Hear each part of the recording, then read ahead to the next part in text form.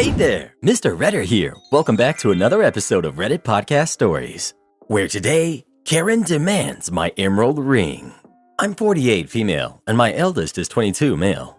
He's been with his fiancé, my daughter-in-law, since they were 20, and he wants to marry her now. I'd always liked her before now. She's a smart girl, and she fits in well with our family. She's driven, and she makes my son happy. Everything was all roses until they got engaged. Now, since I was little, I've been fascinated with jewelry. When I was older and married, had my own income, I started to collect rings. I would design them myself. I used to ask friends and family to give me cash that I could put towards them and save up my disposable income towards whatever ring I wanted. Edit. Okay, apparently this is controversial, but it's always been the custom of my family to give cash during celebrations. It's also very normal in my community to ask your friends to give cash. I've done this myself for plenty of my friends. However, the majority of the cost of each piece of jewelry was always borne by me. Whatever I got from birthdays was a bonus top-up, not something I relied on to be able to afford it. It would be less than 10% of each piece, definitely not the bulk. Sorry, but a few commenters were derailed by this. I wasn't buying one every year, but over time, I've built a nice collection of rings. My favorite are sapphire with halo of diamonds, an emerald in a trilogy with 1 carat diamonds either side, and one with a ruby set in it. After my son got engaged and we invited him and his daughter-in-law to have dinner at our house, daughter-in-law started to speak to me. She said she's been seeing my emerald ring over the years, and she's always wanted one herself. She pointed out that I wear this one the least often, which is true, and demanded that I gift it to her as an heirloom engagement ring. This is in addition to other wedding gifts and expenses we had discussed as a family during dinner. This includes gold to the value of approximately 6,000 pounds, which is honestly more than my entire wedding cost, and which I still think is a significant amount. This rubbed me the wrong way, and I admit I accused her of trying to pick through my estate before I'm even gone. I told her the ring is mine, and I can sell it on my deathbed if I want to. She has no right to expect it, and she's being a rude brat by demanding it. She yelled at me that something like this just can't be sold. It should be an heirloom, and it's normal for heirlooms to be passed on while the wearer is still alive. I told her to leave if she was just in my home to demand my property, and she stormed out, taking my son with her. She's mad at me, and my son says I should have just passed the ring on to her since I have others, and it would be a nice gesture to welcome her into the family. He says it's no different than his sister occasionally borrowing some of my pieces. My husband and my daughter are on my side, but this is the first time my son has shut me out like this. So, am I the jerk? Edit. Daughter-in-law already has an engagement ring. It's beautiful, and I would call it expensive. This is not a case of her being proposed to without a ring. Not the jerk.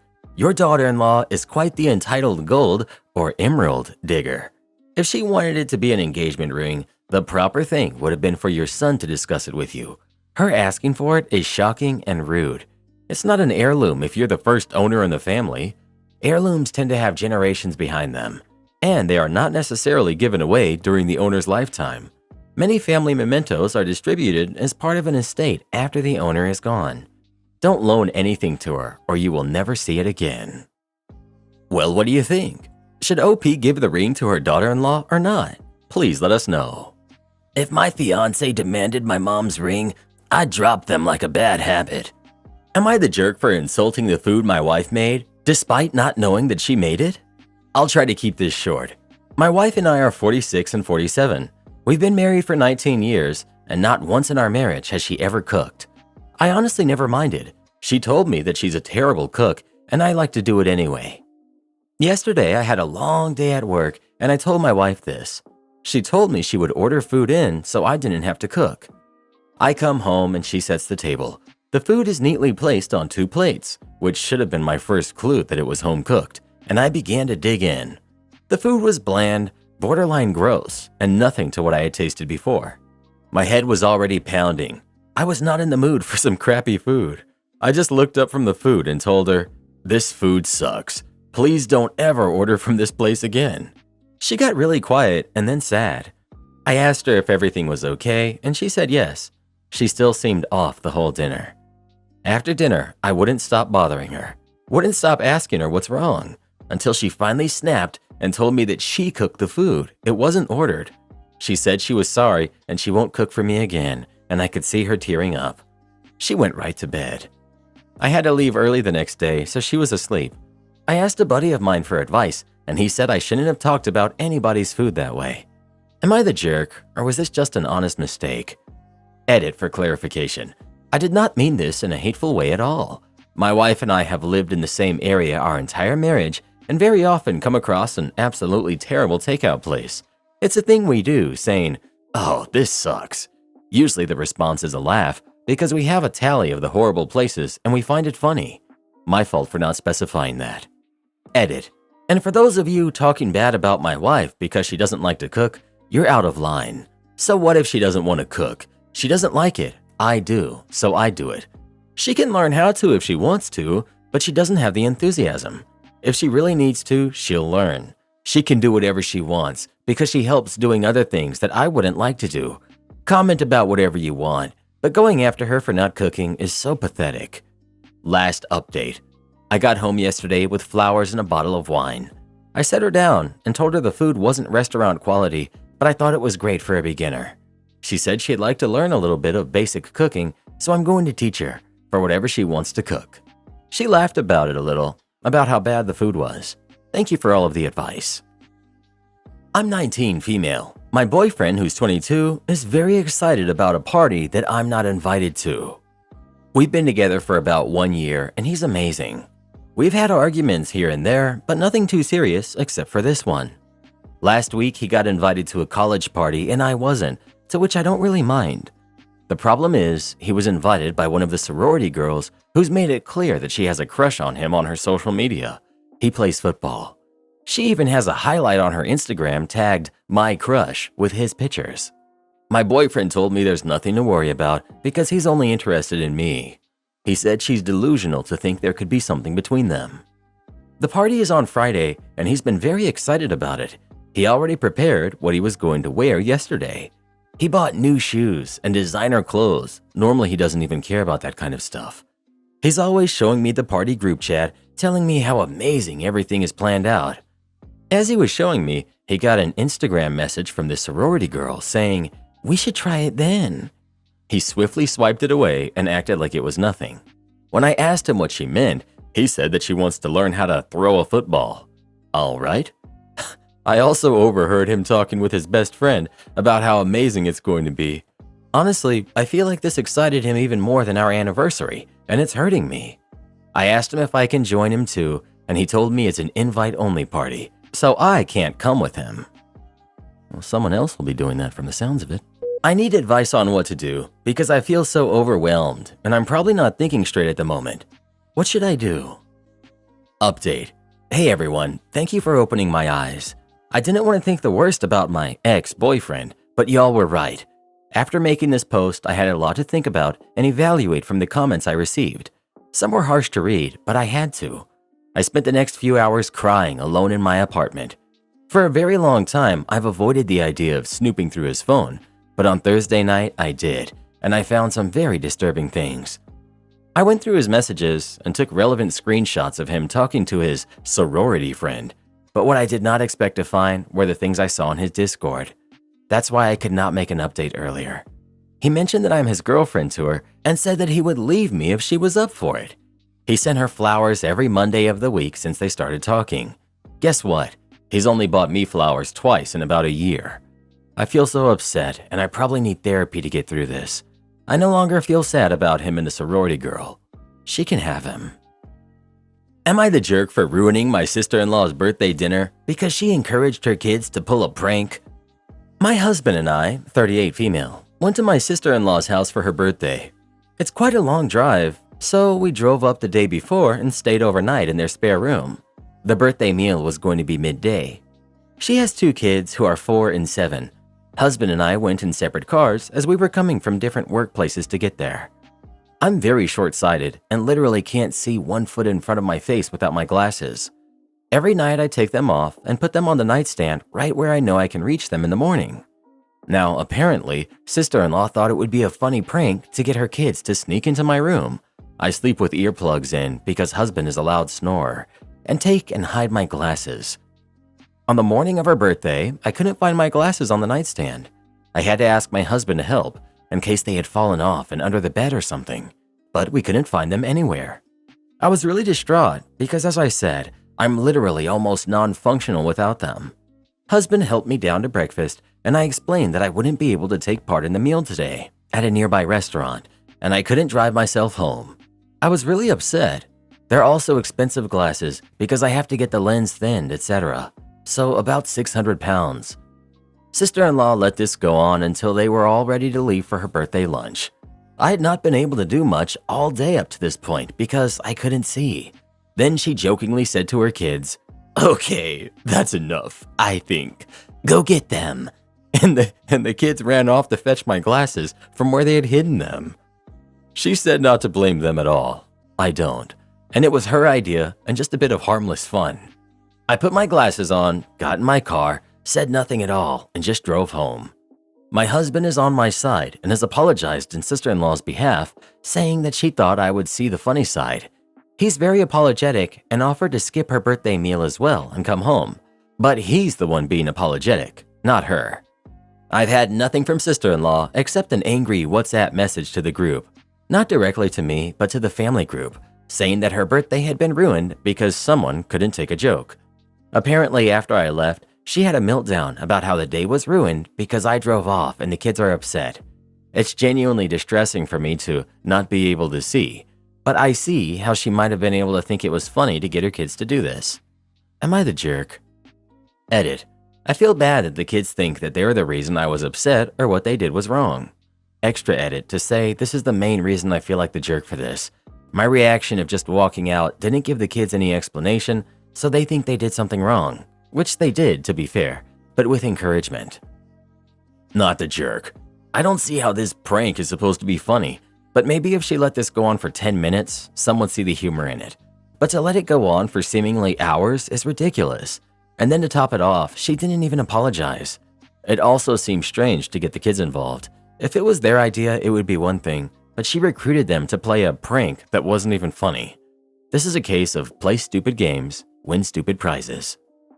OP.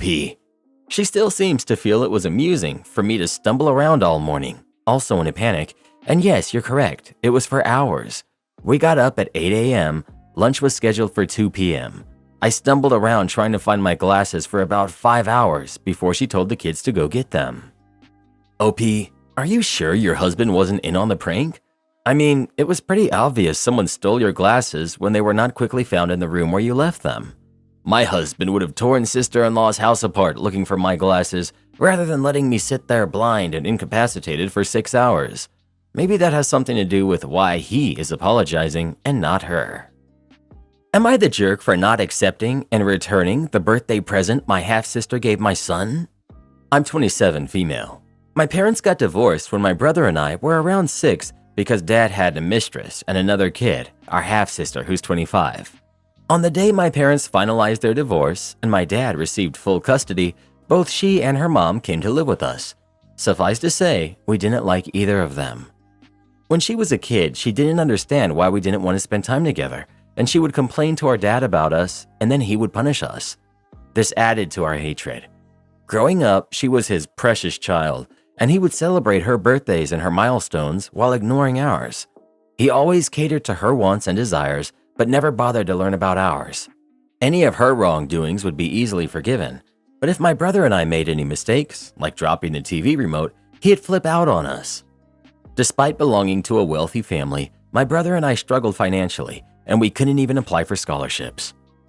After all this and more, when we became mature enough, we moved away and had no contact with any of them. I thought that we'd never meet again, or so I thought. Unfortunately, the universe played me a fool, and I met her at my in-laws' family's dinner. She was currently dating my husband's brother, and he brought her over to introduce her to his family for the first time. I was in disbelief, and I wanted to ignore her, but she saw me and happily had a reunion with me. She told them that we were friends. Fast forward to the present day. They're now engaged. I have a 1-year-old son, and except for my husband and his brother, no one from their family knows that we are half-sisters. Recently, we celebrated our son's birthday, and we held a small party with just our friends and family. Brother-in-law came to the party, she didn't. but when we were going through the presents my son received, I saw a gift with her name on it. It was addressed as Aunt Blank to my son, and it made me feel uncomfortable. I told my husband that I'd return it and I don't want anything from her in my son's life. He was reluctant, but he supported me, so I did. Later, when she received the return package, she called me and asked why, and I told her my reasons. She said that I was being immature by denying a gift meant for someone else, and she gave it to him as his uncle's fiancé. While my husband agrees that I shouldn't have returned the gift given in goodwill, I haven't done anything wrong. But according to my brother, I'm being a jerk to someone who has respected my wishes and remained distant. Am I the jerk for returning her present? Not the jerk, but you really should sit down with her and work out how things are going to go. Like it or not, she's part of your family now. So, I didn't read anything that she did to deserve this behavior from you. I have a half-sister, and she's my mother's golden child. I've watched this kid go on trips all around the world, get her wants and needs met, etc. And do I hate her or treat her differently? No. It's my mother's doing, not my sister's. And even though I have a little bit of jealousy and I think it's unfair, do I then treat my sister in a bad manner? I don't. Even though a part of me grieves for the younger version of me, I'm thankful that my sister gets to do things I didn't because she's family.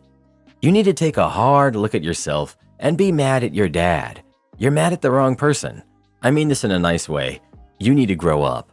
Carrying all that bitterness around is going to come back to you tenfold. Everything you mentioned were things that your dad did, and you didn't mention anything that she did to make your life a problem. Did she actually do anything besides being born? If your half-sister gets married to your brother-in-law, she will be in your life in some way no matter what. She's going to be part of your extended family. Your actions are going to create problems for your husband and extended family. You're going to create rifts between you and your husband's side, and this isn't smart. You're the jerk. My fiancé has invited his best friend on his family vacation instead of me. I'm really struggling with trying to understand the situation, and I would appreciate some insight outside of my immediate friends and family. Just for some backstory, I met my fiancé, we'll call him D, at the tail end of my freshman year in college. We were friends for a couple of months before finally admitting that we had feelings for each other, and we've been inseparable ever since. He's known his girl best friend, S, since his early years of high school. D introduced me to S early on in the relationship, as she has also attended the same university as us. I always trusted D, so I never had a problem with their friendship. I have platonic male friends that I still keep in close contact with, so having an issue with it would be hypocritical in my eyes. I even developed a friendship with S over the years of us knowing each other, so getting to understand her on a personal level has also made me feel more secure in their closeness. I got engaged to D this summer after years of dating, and I personally believed we had a wonderful and deep love. We typically have very healthy communication, and even if we do not see eye to eye on things, we tend to come to a good middle ground eventually. Fast forward to now. His family typically does a vacation every spring break. The past few years, I have not been invited because only close friends or spouses are allowed to join in. Now, I admittedly have felt a tad bit hurt by this in the past, but I always let it go because it's not my family vacation, and I assumed he had no say in who could attend unless they met the requirements. So you can probably imagine how excited I was thinking that perhaps I could tag along this year to spend some time getting to know his family much better and getting to spend some extra time with him that isn't in the apartment or the city we live in. Friday night, when he came home from work, he started to casually bring up how his family picked a certain beautiful East Coast beach as their destination for this year's family vacation, which, by the way, got me so excited because I thought he was working his way into inviting me. Rather, though, he mentioned that this year he was bringing S along to his family vacation. I think he could see the confusion and devastation on my face because he immediately started saying that he wanted to bring me, but his family has known S for much longer than they've known me, and that they love her, so they don't mind paying for her to go on vacation with them. S has also had a tough year with her grandfather passing, so he wants to take her on a trip to make her feel better and get her mind off of things. I was genuinely so shocked and so hurt that I excused myself to the bedroom, locked the door, and sobbed my eyes out. The next morning, D came and spoke to me, saying he was sorry, but that this vacation probably won't be that fun anyways, since his teen cousins are coming too, and that he would make it up to me by taking me out on a weekend trip sometime during the summer. I tried to explain to him that it hurts me that he's putting another woman above me, his fiancé, even if it's for a not fun family vacation. I've never been able to attend one of them before, and finally, just when I think I'm about to be included, I'm not. The vacation will be a week long, and I'm already starting to feel insecure that he has picked another woman to go on a tropical family vacation with.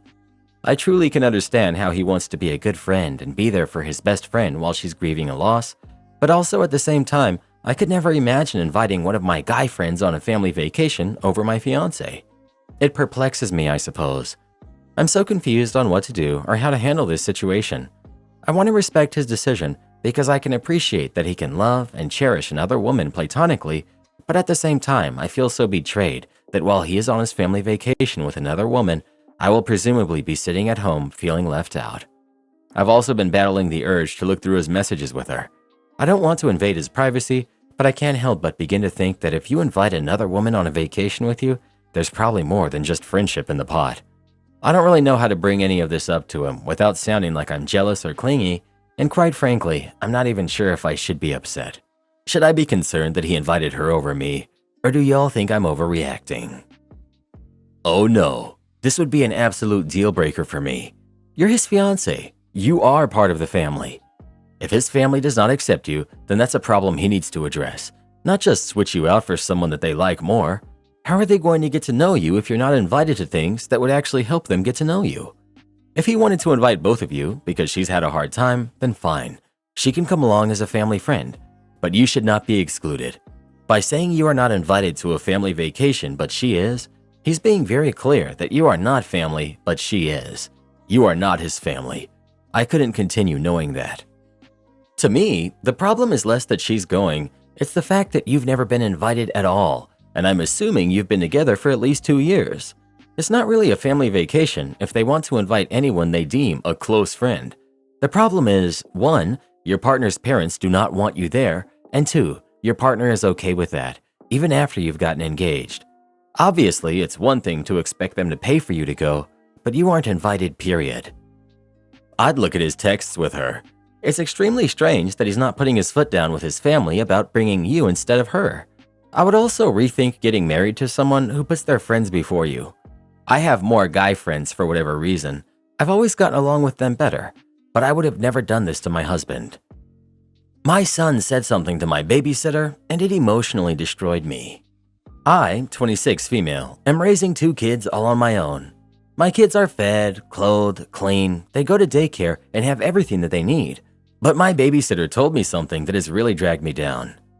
I work full-time, clean, cook, grocery shop, take care of the kids, etc., all on my own. I have no time for myself, and what little time I do have, I try to spend it with the kids. However, lately I've been very worn down. By the time I get my kids from their after-daycare babysitter at 5 p.m., I'm already mentally drained. Then, as soon as I step foot into my apartment, I have to start getting the kids ready for dinner, then bed if I want them to wake up refreshed for the day. I wake up to them fighting over everything. Toys, blankets, my phone, everything. I have to change their diapers, brush their teeth, feed them breakfast, and then get them on the bus by 7:45 a.m. From there, I have 45 minutes to pick up the house, get dressed, eat something, enjoy a cup of coffee, then go straight to work. I spend all day at work being yelled at by ungrateful people over $5 fees when they have over $500,000 in their accounts. Go home and do the same thing all over again. My son, who's 4, has been asking me to read to him a lot, but by the time I sit down, I'm so tired from my day, I can't keep my eyes open. I can tell this disappoints him, and it hurts me every time I tell him no. But I'm only one person, and I can only do so much. My kids constantly hang on to me, grabbing at my arms, legs, hair, and feet. They're always asking me for things they know how to do on their own, like getting a toy 2 inches from their hand. My daughter, who's 2, is always crying. You can look at her and she cries. It's like nails on a chalkboard. I love my kids and I would do anything for them, but I'm tired. I have no help. My mom is sick and doesn't help much even when she's feeling well. My dad just drinks too much and is no help at all. My son's father lives in Texas and only recently started talking to me again. However, it's almost never about his son. My daughter's father, anytime I try to reach out to him, it's all about his problems and how bad things have gotten for him. I have my daughter's side of the family, but I don't want to ask too much of them. They all have their own lives and can get stressed out if I ask too much of them. The other day, my babysitter told me that my son wishes I would read more to him. It's torn my heart out to know how I'm making him feel that way. And my daughter, although she can't express it yet, how I know the disappointment she feels when I ask her to stop grabbing me and to give me some space. I feel like a failure to my kids. Every day I wake up knowing what the day brings and knowing that by the end of it, I'll be crying myself to sleep knowing I didn't do enough. Knowing I didn't have the time once again to read to my babies. Knowing I was too physically uncomfortable being grabbed at the moment by them because they want to cuddle. Knowing that every time my daughter cries, I want to cry myself because of how overwhelmed I feel. I don't know what to do. There's just not enough time in the day for everything, and I know my kids are the ones suffering for it. You are anything besides a failure. You're balancing everything pretty well. You're providing for both of your kids, and they're fed and clean and sheltered. If anything, you're doing everything a good parent does. I know you want to be able to read to your son, but you have a lot going on. Do you get any days off? Maybe you could read to your son then. He might not understand it now, but he will, and so will your daughter one day. Keep your head up. This difficult time will not last forever. You're doing a great job, and one day your kids will see that clearly. Please do try to be kind to yourself. You're doing the best you can. Take care. I hope things work out for you, but this is why having 2 kids with 2 different men you're not married to is not a good idea. I waited until I was 28 years old and married to a good man before we started having babies. We are a traditional family. I don't go through any of these issues you're describing because I made the right choices. It is not okay to bring kids into the world with the wrong people and when they won't grow up with a good family. I hope and pray that more people start waiting until they marry a good spouse to have kids with. But unfortunately, that's not the cool thing to do these days. And instead, they just want to have fun with the wrong kinds of people who you will not be able to count on. I met my husband at church, and he's been such an amazing man. Is he a 6'2" bad boy with a motorcycle and tattoos? No, absolutely not. But he is everything I could want and more. Please stop having kids with the wrong people. If you're not worth marrying to him, he won't make a good father, and you're setting yourself up for a life of struggle. Grumpy father-in-law gets more mugs than he can handle. Background: I'm 32, female. My father-in-law, who's 67, is a stereotypical grumpy old man. My husband, who's 33, says that his father wasn't always like this, but the years have turned him sour. My father-in-law is always complaining about something, constantly going on political tangents, always inserting his opinion even if he isn't involved in the conversation, and constantly whining that my husband and I never make time for him despite having him over for dinner every other week. My husband tolerates but doesn't entertain his grumpiness. I handle it like I would an incoherent toddler and just reply, "Wow, what an interesting thing to say," and then move along the conversation as if he weren't there. Recently, my husband and I completely reorganized our kitchen. As most people do, we had far too many coffee mugs. We decided to get rid of half of them, about 17, so we put them in a box and set them aside to be donated. That evening, father-in-law came over for dinner and noticed the box of mugs by the front door. When he asked about it, we just said we had too many and needed to get rid of some. He immediately started rambling about how wasteful our generation was, how we use something for 30 seconds and then throw it away, how his generation would always use an item until it fell apart and then they would mend the item and keep on using it. He finished it off by saying someone his age would never consider discarding perfectly good items like that. I just responded with, "Okay," and continued on getting dinner ready without addressing it further. Well, this last weekend, we had our Christmas celebration with my father's family. We celebrated early due to multiple family members going out of state for Christmas. We enjoyed our evening despite a few grumblings from my father-in-law. Toward the end of the night, we all exchanged gifts. That was when my father-in-law opened a big box of 17 used coffee mugs. He looked at my husband with a confused look on his face, so my husband said, "You were so vocal that we shouldn't get rid of perfectly good mugs, so we decided to gift them to you since you clearly wanted them." My father-in-law started making excuses about how he didn't need that many and how he already has mugs and doesn't have the space to keep them. My husband just shrugged and said, "I'm sure you'll find something to do with them. Your generation is very resourceful." It's only been 2 days since he got his new coffee mug collection, but he's called my husband and me 7 times trying to convince us to take them back. All I've said was, it would be wasteful for us to take them back. Thank you so much for saving the perfectly good mugs. Karen boss scams the company, gets what she deserves. I, 30s female, have been a people pleaser to a fault my whole life. I've been working in marketing for over 10 years now. Over these years, I've had my fair share of bosses who were good, average, and some who really sucked. This one in particular stood out as awful. This story's from about 5 years ago. Pamela, in her 40s, not her real name, was the VP of marketing and sales for a mid-sized retailer. She started at the company a few years after I did, and if rumors were true, she was the fourth pick for the position and was simply hired so the company could appease the shareholders. I was a manager under her, and my whole job was to make sure the website and stores had their products merchandised properly, received all their monthly sales materials, managed advertising, set up and managed the department's budget, PM'd all department projects and operations, created reports to reflect sales, managed presentations, creative briefs for future projects, etc. In short, I did her work and all of the administrative grunt work to keep the department afloat. I managed all this because I had access to her email and many times sent emails on her behalf to keep the department functioning. Pamela spent most of her time showing up after 10 a.m., taking business lunches, and planning company parties. I don't even know why we did those, but I planned those too. I consistently questioned why she spent so much of our budget on these events when we didn't have the budget resources for any of it. Pamela told me to take from future months' budgets to pay for the current month's overspending. So at the start of every month, I had an original budget, and by the end of the month, I had to turn in an edited budget, edited under Pamela's direction, that made it look like Pamela's spending was under control. This is important for later. I definitely made mistakes here and there, being in charge of so many tasks, and constantly found myself working 12-hour days, split between being in the office and working after my kid went to bed. Weekend work was also done before my family woke up and after they went to bed. During Pamela's first major holiday season, sales were crap. Pamela kept changing her mind on the visuals for the stores, kept bringing on new advertising and PR agencies to bring in sales. All these agencies consisted of her personal friends and ignored our buying and merchandise team's planned promotions for her own better ones. At this time, I had been dealing with an ongoing infection that turned to sepsis and was hospitalized. The doctors and my husband said it was due to the stress from work and that I needed to take a break. As I recovered, I realized how much I was hurting myself, my family, and even the company I worked for. Eventually, my old habits got to me, and I got on my phone and checked mine and my boss's emails. What I found made my blood boil.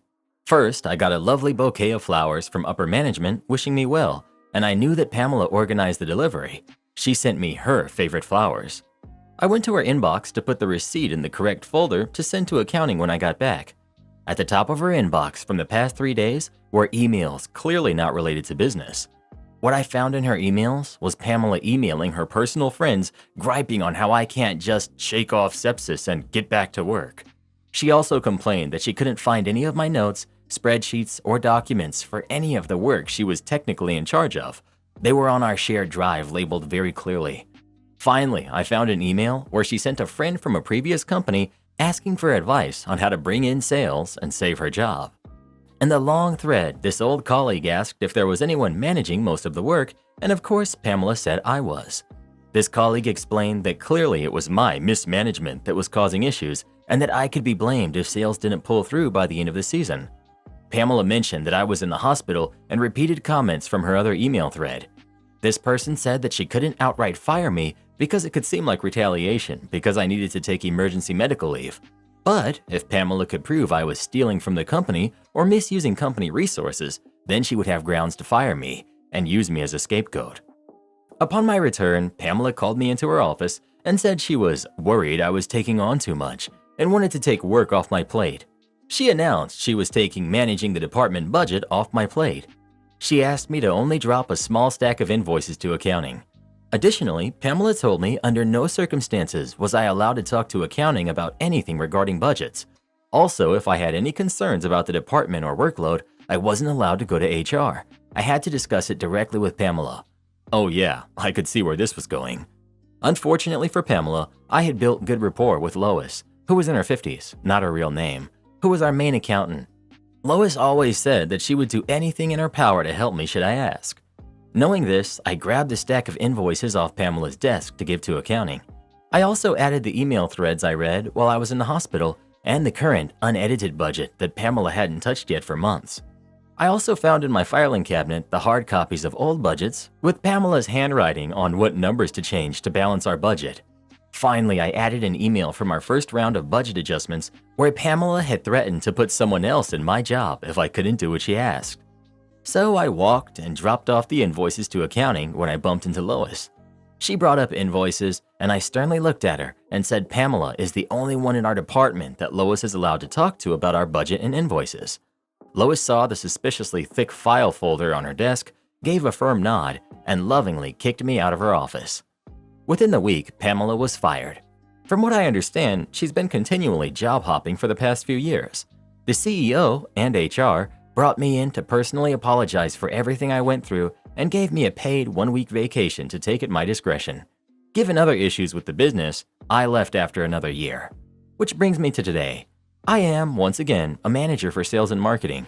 I have a wonderful boss, Mike, who's in his 40s, who trusts my business decisions and backs me up on practically everything. We're hiring my team for me to solely manage and direct. Today, I looked through the applicants and found Pamela's resume sitting among dozens of others. I stared at her name, wondering how many other people share her name. Upon review, yup, it's her. She definitely fell down the corporate ladder, with VP of our old company being the highest title she earned. And to no surprise, she embellished her achievements, claiming the work I managed as her own, and claimed she generated 87% sales growth during the holiday season at our previous company. As a people pleaser who firmly believes in giving everyone a chance, it has never been so satisfying to click disqualified. Edit. To those suggesting I interview her to see her reaction, I would have loved to see her face as she walked in. But I felt it would have risked my boss's trust in my decision-making ability. Maybe I'll send a personally written rejection email. You are clearly too nice. I would have definitely called HR to arrange an interview, assuming you would be sitting across from her. There's nothing more satisfying than seeing the face of someone like that when they see karma staring them in their face. I'm losing my marriage to my wife's hobby. Is there a fair compromise that won't make us resent each other? As of last night, it looks like my marriage is headed towards a divorce, largely in part due to my wife's hobby of running. As a background, we've been married for 11 years and we have 2 kids who are under the age of 10. When we met years ago, my main hobbies were yoga and casually participating in triathlons. My wife enjoyed fitness activities at the time, but didn't do anything in particular. Over time, she started to get involved in both yoga and triathlons so that we could spend time together doing it. This morphed here and there as we got married and had kids, and time marched on, but we were always doing something. When my wife became pregnant with our second, she decided that she liked yoga so much that she would like to pursue being an instructor. This was time-intensive and costly, but we did it. After our second was born, she left her office job to be a stay-at-home mom and to start teaching yoga on the side. She loved this so much, she decided she wanted to do fitness full-time when the kids were both in school. So in preparation, she picked up multiple other certifications to teach many different things, including personal training. As our kids got older, she started teaching more and more, but quickly realized that this was taking a toll on her body and burning her out.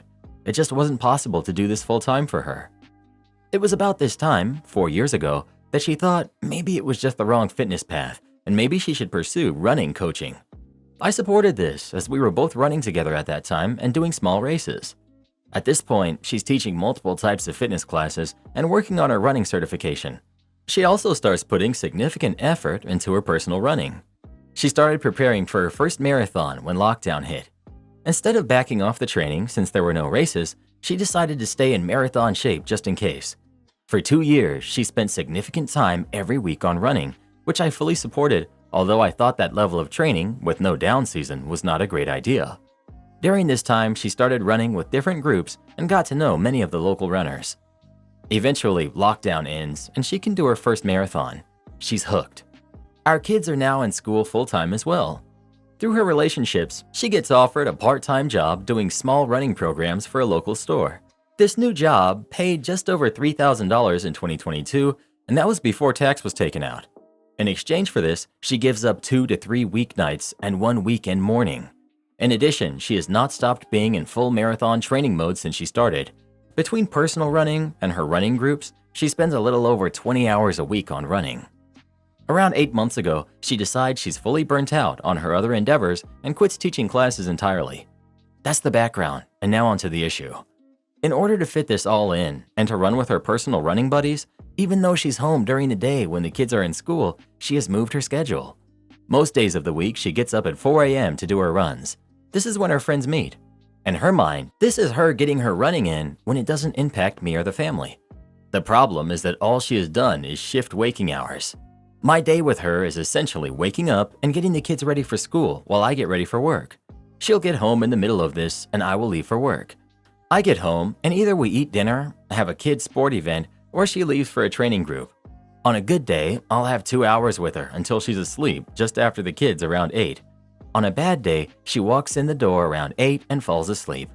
I then sit alone in the living room for a few hours before I head to bed. The next day, the whole thing starts over again. Around 3 months ago, things got even more complicated. She decided that $3,000 a year was not enough for her to contribute financially, and fitness just wasn't going to be a full-time career. She decided to get a full-time office job. This was a difficult and emotional decision for her as she felt she was giving up on what she was passionate about. Now the day looks the same, except she's working during the day and then running out the door to go to her running groups, which is now called a hobby. She's fully unable to step away from this. Unless it's a fully scheduled off day, she will not miss running. If we're on a family vacation, she's going to find a way to get a run in every day. I've become so unbearably lonely. I work a high-stress job that pays well, but is always weighing on me in some way. I feel that I'm a pretty good husband. I'm involved with the kids, I help with their school projects, and I take them to their sporting events. I practice with them in the yard all the time. I do at least my fair share of the housework, including dishes and laundry and other cleaning. I take care of myself physically by working out on my lunch hour, so I don't have to take more time for my family. I just have no relationship with my wife since she's always gone or sleeping. This has been an ongoing discussion for months now. I've expressed to her how lonely I am. I've told her that I don't need much, but I do need some affection from her. I would love to just sit on the couch and cuddle and watch a movie sometime. I've expressed my needs directly and multiple times, but nothing has changed. This all came to a head since last weekend. It started with a rare date night. She ran a race Saturday morning, so I spent the morning with the kids getting the house cleaned, yard mowed, and everything taken care of. I had coordinated to have a sitter watch the kids and made dinner reservations. The night went well, but when we got home at around 8:30, she fell asleep right away without saying a word to me. Later, while talking about a family vacation this year, she let me know that she's been planning 2 destination marathons in early spring. I had heard her mention that she was wishing she could do one of them, but due to timing, I cannot go with her since the kids are in school. I thought this meant it was still a discussion. One of these will cost thousands of dollars to attend. She has made up her mind that she's going to both of them since one is for a Boston qualifier and the other was offered for free. She didn't want to tell me about these since she thought it would upset me, although she claimed she dropped hints. Since she has a new job, this will take nearly all of her time off and we will not be able to have a family vacation. She's not willing to miss either of these. To top it off, she then told me that she will be gone on our anniversary in 2 weeks because she was invited to be a pacer for a race coming up and was offered a free hotel to do it. She's never done this before and is excited to try it. She claims she hasn't committed to this already and is still deciding, but I'm pretty sure she already said yes and just hasn't told me yet. I was very hurt by this since I already feel like I'm a much lower priority than running to her. This all broke me. I dumped and told her how this made me feel. There were tears on both sides. She claims that she feels like I'm always mad at her and I'm not supportive of her and she has to keep her running life from me. This is what leads to the lack of affection. I explained my feelings and reiterated how lonely I am. I asked her if she would be willing to find a compromise and maybe focus on shorter races, and she told me no, that if I made her do that, she would resent me, and this is what makes her happy. I asked if she would try couples therapy, and while open, there isn't a time that would work based on her new job. There was one small win where I asked if I hypothetically asked her to take 1 week off from running, would she be able to do it? She said no. She would be mad if I asked and unable to actually do it anyway. Upon saying this, she said that it makes it sound like she's addicted to running. I don't believe that's wrong. She has said that she will consider individual therapy, but we'll see if she does that. For my part, I came into work and scheduled a psychologist appointment for tomorrow. It's virtual, but I'll see if it helps me work through this on my end. I do want to say I'm proud of her and she's doing amazing. She's now at a level where she wins races, or at the very least her age group, but it has come at such a huge cost. I love her, but don't know how much longer I can reasonably keep this up. I'm sure I come across as an unsupportive monster, and this is all one-sided. I've seen how the running community rallies around itself, and I'm somewhat worried I'll get torn apart on that level as well. I'm just so lonely. I miss my wife. I don't think she's willing to compromise. The way you explain it, she's absolutely obsessed with this, and she's willing to lose her family over it. When you ask her to compromise, she threatens resentment. This is no longer a hobby, this is a straight unhealthy obsession. There's nothing wrong with having something that doesn't include your spouse or your kids, but to this degree of time sucks. I don't understand how she doesn't see it as neglectful towards her family relationships. OP. I think it's an obsession as well. She doesn't see it that way though. To her, it's pursuing something she's good at and has made a lot of friends doing. She claims that she would be going to bed early even if she wasn't running, but that's not how things used to be. There's plenty of people that have running obsessions, but still manage to be engaged partners. She should arrange her running around her life, not her life around her running. That means compromises, like getting her run in when it's most convenient for the family. Maybe her lunch break, not necessarily when the running group meets. I'm an ultra runner, so I run races in the 30 to 100 mile range, and I spend way more time with my partner than your wife seems to with you. Also, every runner should be fine with taking a week off running. A week is not going to meaningfully affect your fitness, and the fact that she can't take a week off shows that she's currently deeply in the unhealthy running mindset. Most people in that frame of mind are so hyper-focused that they're unable to be reasonable, and they either burn out or get injured. Ultimately, you can't force her to see reason in this, so you need to think about what you want and how much you're willing to put up with. Deciding to use almost all of her vacation time on races instead of with the family shows you that she's operating from a very selfish, single-person mindset right now. She's making decisions for herself without considering you or your family.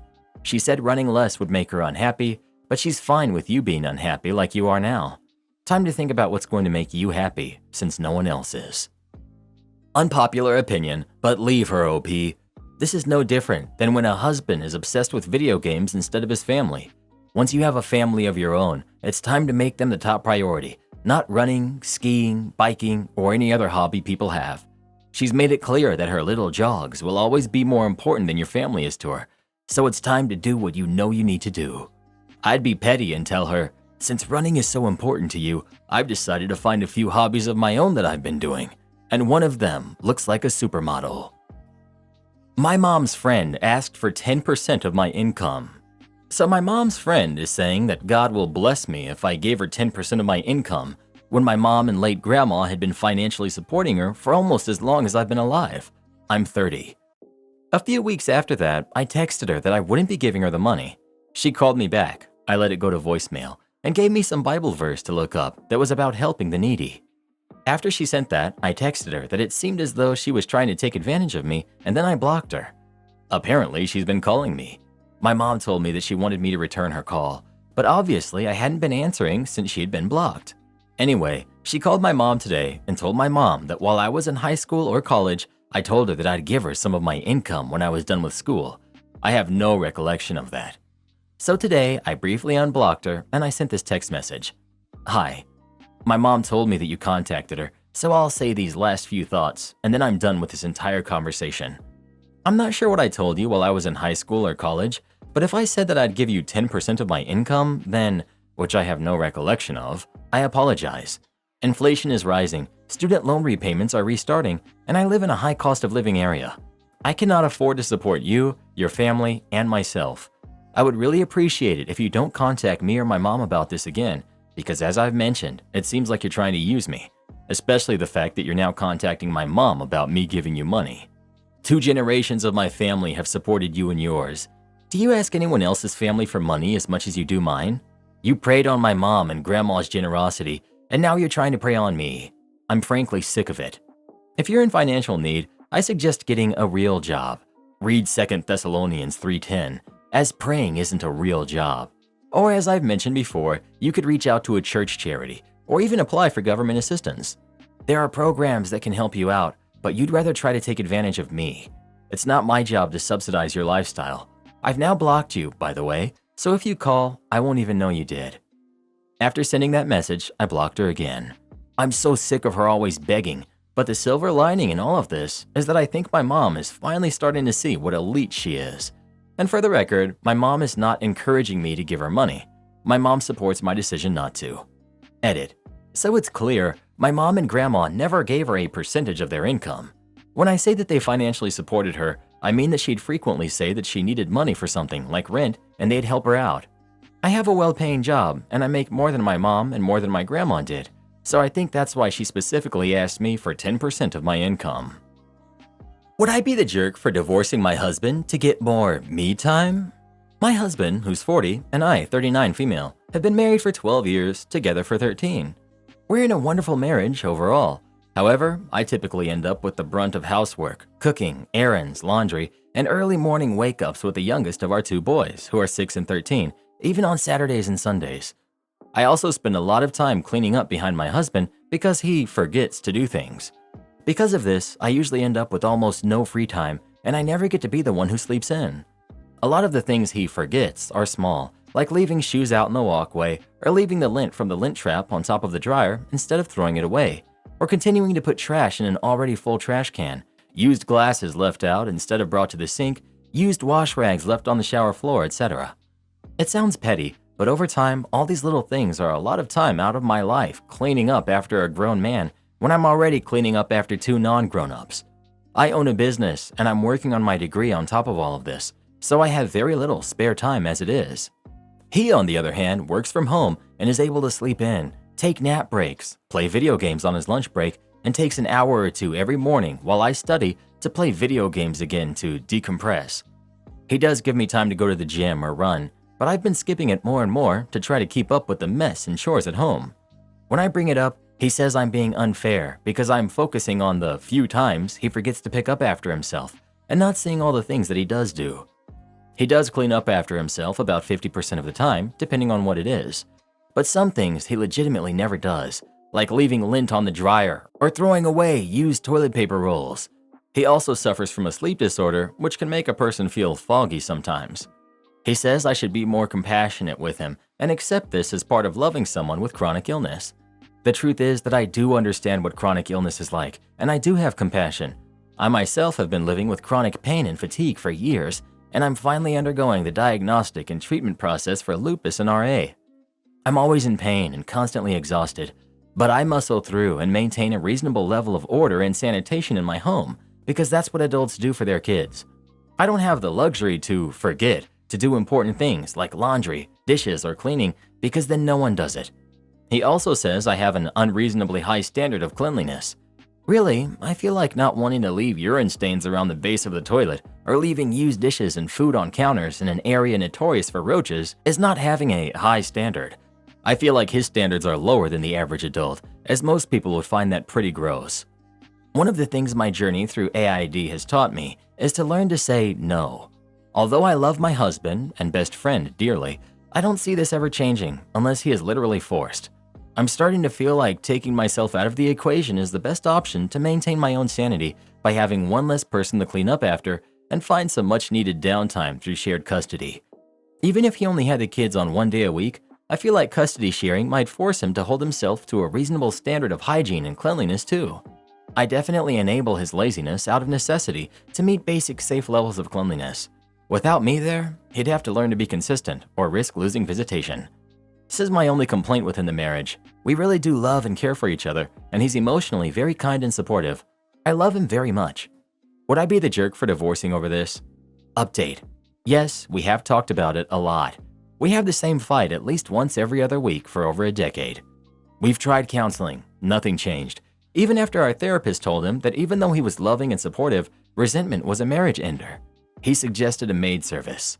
He doesn't want to spend money on a cleaning service. I would love to have weekly cleanings. I was able to talk him into one cleaning per month. I'm working on increasing my earning potential so I can afford it myself. Yes, he does have diagnosed ADHD. I feel like this is a potential explanation, not an excuse thing though. I know divorce is expensive, but I have a very supportive family, and I'm very close to expanding my business and attaining degrees that would allow me to be autonomous. That being said, we care a lot about each other, parent well together, and have a lot that we've built together. Update. We fought about it. I ended up ugly crying, partially out of frustration and partially because I had been up since 4:45 with our youngest. I told him that it was about lint on the washer and used toilet rolls on the sink, but not really. I said that I felt like he didn't listen nor care to try. We apologized, wrapped me up in our duvet, and left me to nap while he took over housework and kids. He really is sweet and he does try. It's been nice to have a day off, but I'm still skeptical because this isn't the first time I've gotten to a point of walking away or being really upset. And he's extra nice for a while, only to go right back to being his old self in a few days. I guess we'll see. Update. So after the meltdown from the day of the last post, he did as promised and took over housework and the kids for the day. However, as I feared, by the next day, he had returned to his old, dismissive, chauvinistic self. He did zero housework for the rest of the week, and picking up the slack ended up putting me in a position of unpreparedness for a very important test due tomorrow. This is his usual MO. He puts in effort just long enough to make me think he has changed, then he reverts. Starting Sunday, I reminded him frequently that I needed time to study. It's a math test and it's hard. So my plan was to study 2 hours per day and be prepared by Friday. This meant he would need to pick up at least a little slack giving baths, reading bedtime stories, etc. so I could focus. Except it didn't happen. So I ended up using the time I needed to study to cook, clean, and do laundry. Now it's late on the eve of the test, and I've had all of 1 hour of study time. I'm exhausted, and I can't even fathom practicing proportions or quadratic equations right now. I broke down out of frustration and told him I can't handle it anymore. I run my business, bust my butt in school, and keep everything running. It's a major unfair burden, and I'm trying to make him care. I asked him how it was that he could treat his female coworkers as equals and not extend that same respect to me. He admitted to being a hypocrite and stormed off to play video games. Right now, I'm contemplating taking incompletes for the semester so I can focus on my business and weather a messy divorce from a giant man baby. When I left, I had gone on hiatus. This guy's clothes were piled literally 6 feet high out of the laundry bin, and he was buying socks and underwear and undershirts new because I wasn't washing them. There was also no clean dishes because I had only cleaned the dishes I dirtied. Y'all, we had a dishwasher. The clean dishes were in the dishwasher. I came back a few months later and it was like a bomb had dropped. Straight trash. I hope OP leaves that lazy man-child. For real. When I left, I kept paying the housekeeper and the garden service because the house needed to be sold. The garden service actually called me to find out what happened to the house because it was so gross. The housekeeper refused to work for my ex. The best part of leaving a man-child like this is that even with kids, your workload lightens exponentially. I hope she gets her divorce. I'm willing to bet her life will be so much better then. When I finally had the jerk ex leave my home, I had people asking how I'd manage. We had no kids, but he left me the cat and the dog, a big house, and all of his mess, since he bothered to take only his clothes, his video games, and his collector items. The truth is that after a week of a lot of cleaning, my burden was instantly lighter. I was already caring for the pets, I was already cooking and cleaning, and it was never enough because he behaved like a teenager, leaving crumbs and messes everywhere. Only now, I had just my own messes to clean. I didn't have anyone insulting me because I wasn't fast enough with laundry, with dishes, or anything. I didn't have anyone getting angry at me because we were both broke, and I didn't want to spend the last money I had on a big collector edition of something for him. Now I live alone, in a smaller house with my pets. I'm still struggling with the BS mechanisms and the mental issues he left me with, but my life is so much easier. Is my wife flirting with her coworker? My wife and I have been together for 10 years, married for nearly 5, and we have a 3-year-old son. We're fairly happy, though we have been having couples counseling for 6 months as we found being parents very difficult. We've been making a lot of progress with our communication lately, but today that all fell apart. My wife has autistic traits, which run in both our families, and I have ADHD, so we are a neurodivergent couple. That's probably relevant here. My wife recently moved back into our shared office as we both work from home. Today, she hopped on a video call with a guy from work who she's friends with, and I stepped out to take a quick call about something else. After my call was finished, I just sat scrolling Reddit for a bit, but could hear their conversation, and it increasingly made me uncomfortable. My wife sounded like a completely different person. She would tut and giggle before she said anything. She was constantly joking with him every sentence. She was energetic, and it all sounded so incredibly flirty. He had called her, not for anything work-related, but to tell her he had taken a new job in the city closest to us. He currently lives far away. She said things like, "Do me a favor. When that job contract comes, just rip it up so you don't have to leave. And as long as you are always available for me on Microsoft Teams." and then went on to confirm that they had each other on WhatsApp, etc. All the while joking about various things and giggling in a way that I never hear her do, ever. They were talking for 20 minutes, and I almost started to record them so she could hear herself back, but they said goodbye just after I started. It just made me feel so gross listening to it. This isn't the first time I've noticed their flirtiness, and I brought it up last year after she started that new job. They were calling each other outside of work hours, and she added him on the PlayStation, and they would sit and game together in the evenings, chatting away with the same giggly, flirty tone. She was talking about him a lot and telling me lots of really personal things about his childhood and parents and stuff. It caused issues when I brought up that it made me feel uncomfortable, especially one night when we were supposed to have time together, but she just forgot and spent the night playing games with him. She denies flirting at all, and she says that he's just a work friend. Around that time, she traveled to the central office, and I know he had invited her for dinner at his place, which hadn't happened in the end, I think, because I said I wasn't comfortable with it. They did end up still going out for dinner in the city together though, as friends. The thing is, I'm not a jealous person. Over the years, my wife has had a few crushes, one of them being my uni roommate, who's like a younger brother to me. It's kind of a running joke that they both fancy each other a bit, and I genuinely don't mind, and I think it's funny. We joke about one day hooking up with him, etc. I do know that she is prone to the occasional crush, and I don't take it seriously, but have once or twice over the decade felt like I had to point out some boundaries. So back to today. After they finished their call, I said, "Hey, can I talk to you for a minute?" When I then said that she probably wouldn't like what I was about to say, she immediately got defensive and walked off and said she wasn't going to have this conversation. Since I hadn't even said anything yet, that intuitively tells me that some part of her knows the way she was talking to him was probably a bit inappropriate. I got upset and said I was feeling uncomfortable with the way she was talking with him again, that it sounds like heavy flirting to me, that I would feel uncomfortable if I talked to another woman at work like that, or if a girl talked to me like that. Even as a clueless guy, I would be getting a strong vibe that she fancies me, that I feel hurt by it, and that if she talked to me like that, it would be a dream come true. She basically dismissed it all very defensively and said she wasn't flirting at all, that I just didn't want her to be friends with him, that she doesn't understand what she's done wrong, and that she's fed up with me being like this. Even though I haven't spoken to her about this since last summer and never been jealous in our 10-year relationship.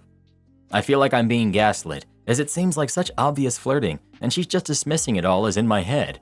It caused a massive argument. I'm willing to admit that me getting upset about it is likely some insecurity, but at the same time, I feel like I know what I saw and heard and that I'm an understanding person. I'm okay with crushing, but this just crosses a line. I should be able to say that, no? I think it's more likely to do with my wife's autistic traits and not understanding that social norms are boundaries. I don't know. She doesn't realize how flirty she's being sometimes. I think that's definitely true. I wish he would flirt with me by accident a bit more. Is it okay for me to feel upset by this, or am I being controlling and irrational? Update. I ended up showing my wife the post I had written, and it was so validating to feel like I wasn't going insane. We had a really difficult conversation about it all, and we were both so angry at each other until she told me the truth. In a rather heated moment, she kind of venomously said something like, "I like talking to him because when I do, I feel happy and relaxed, like I can be myself, which is something I can never feel when I'm around you." This really made me sad, and I instantly wasn't angry anymore. I just apologized and told her that that's just how I wanted her to feel around me again. That feeling of being herself is something she has lost after becoming a mom and the difficult few years we've had since lockdown. We don't have and never have had any help being parents from our extended families, and so we never have time together for ourselves.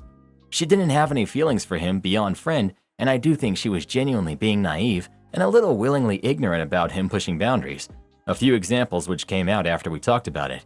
He had asked to come back to her hotel room to continue chatting after the work party, for example. But when we looked at the big picture, she could see and did admit that she had unwittingly begun down the path of some kind of emotional affair which she didn't really know was a thing. She took responsibility for this and did stop talking to the guy and told him that she would only be talking to him if it was work-related from then on. She left that job shortly after, so that was also easier for us. Funny enough, it did come out after he left that he had made some advances and been awkward with a few other of my wife's colleagues. People noticed at work that my wife had stopped being friendly with him and was asked, was it because he was being weird with you as well? We talked a lot in counseling about it. I think a massive problem that I had to acknowledge was that she had gotten to a place where she expected me to be angry and irritated by things, because that's definitely something I've struggled with. So she had begun hiding stuff in fear of how I would respond.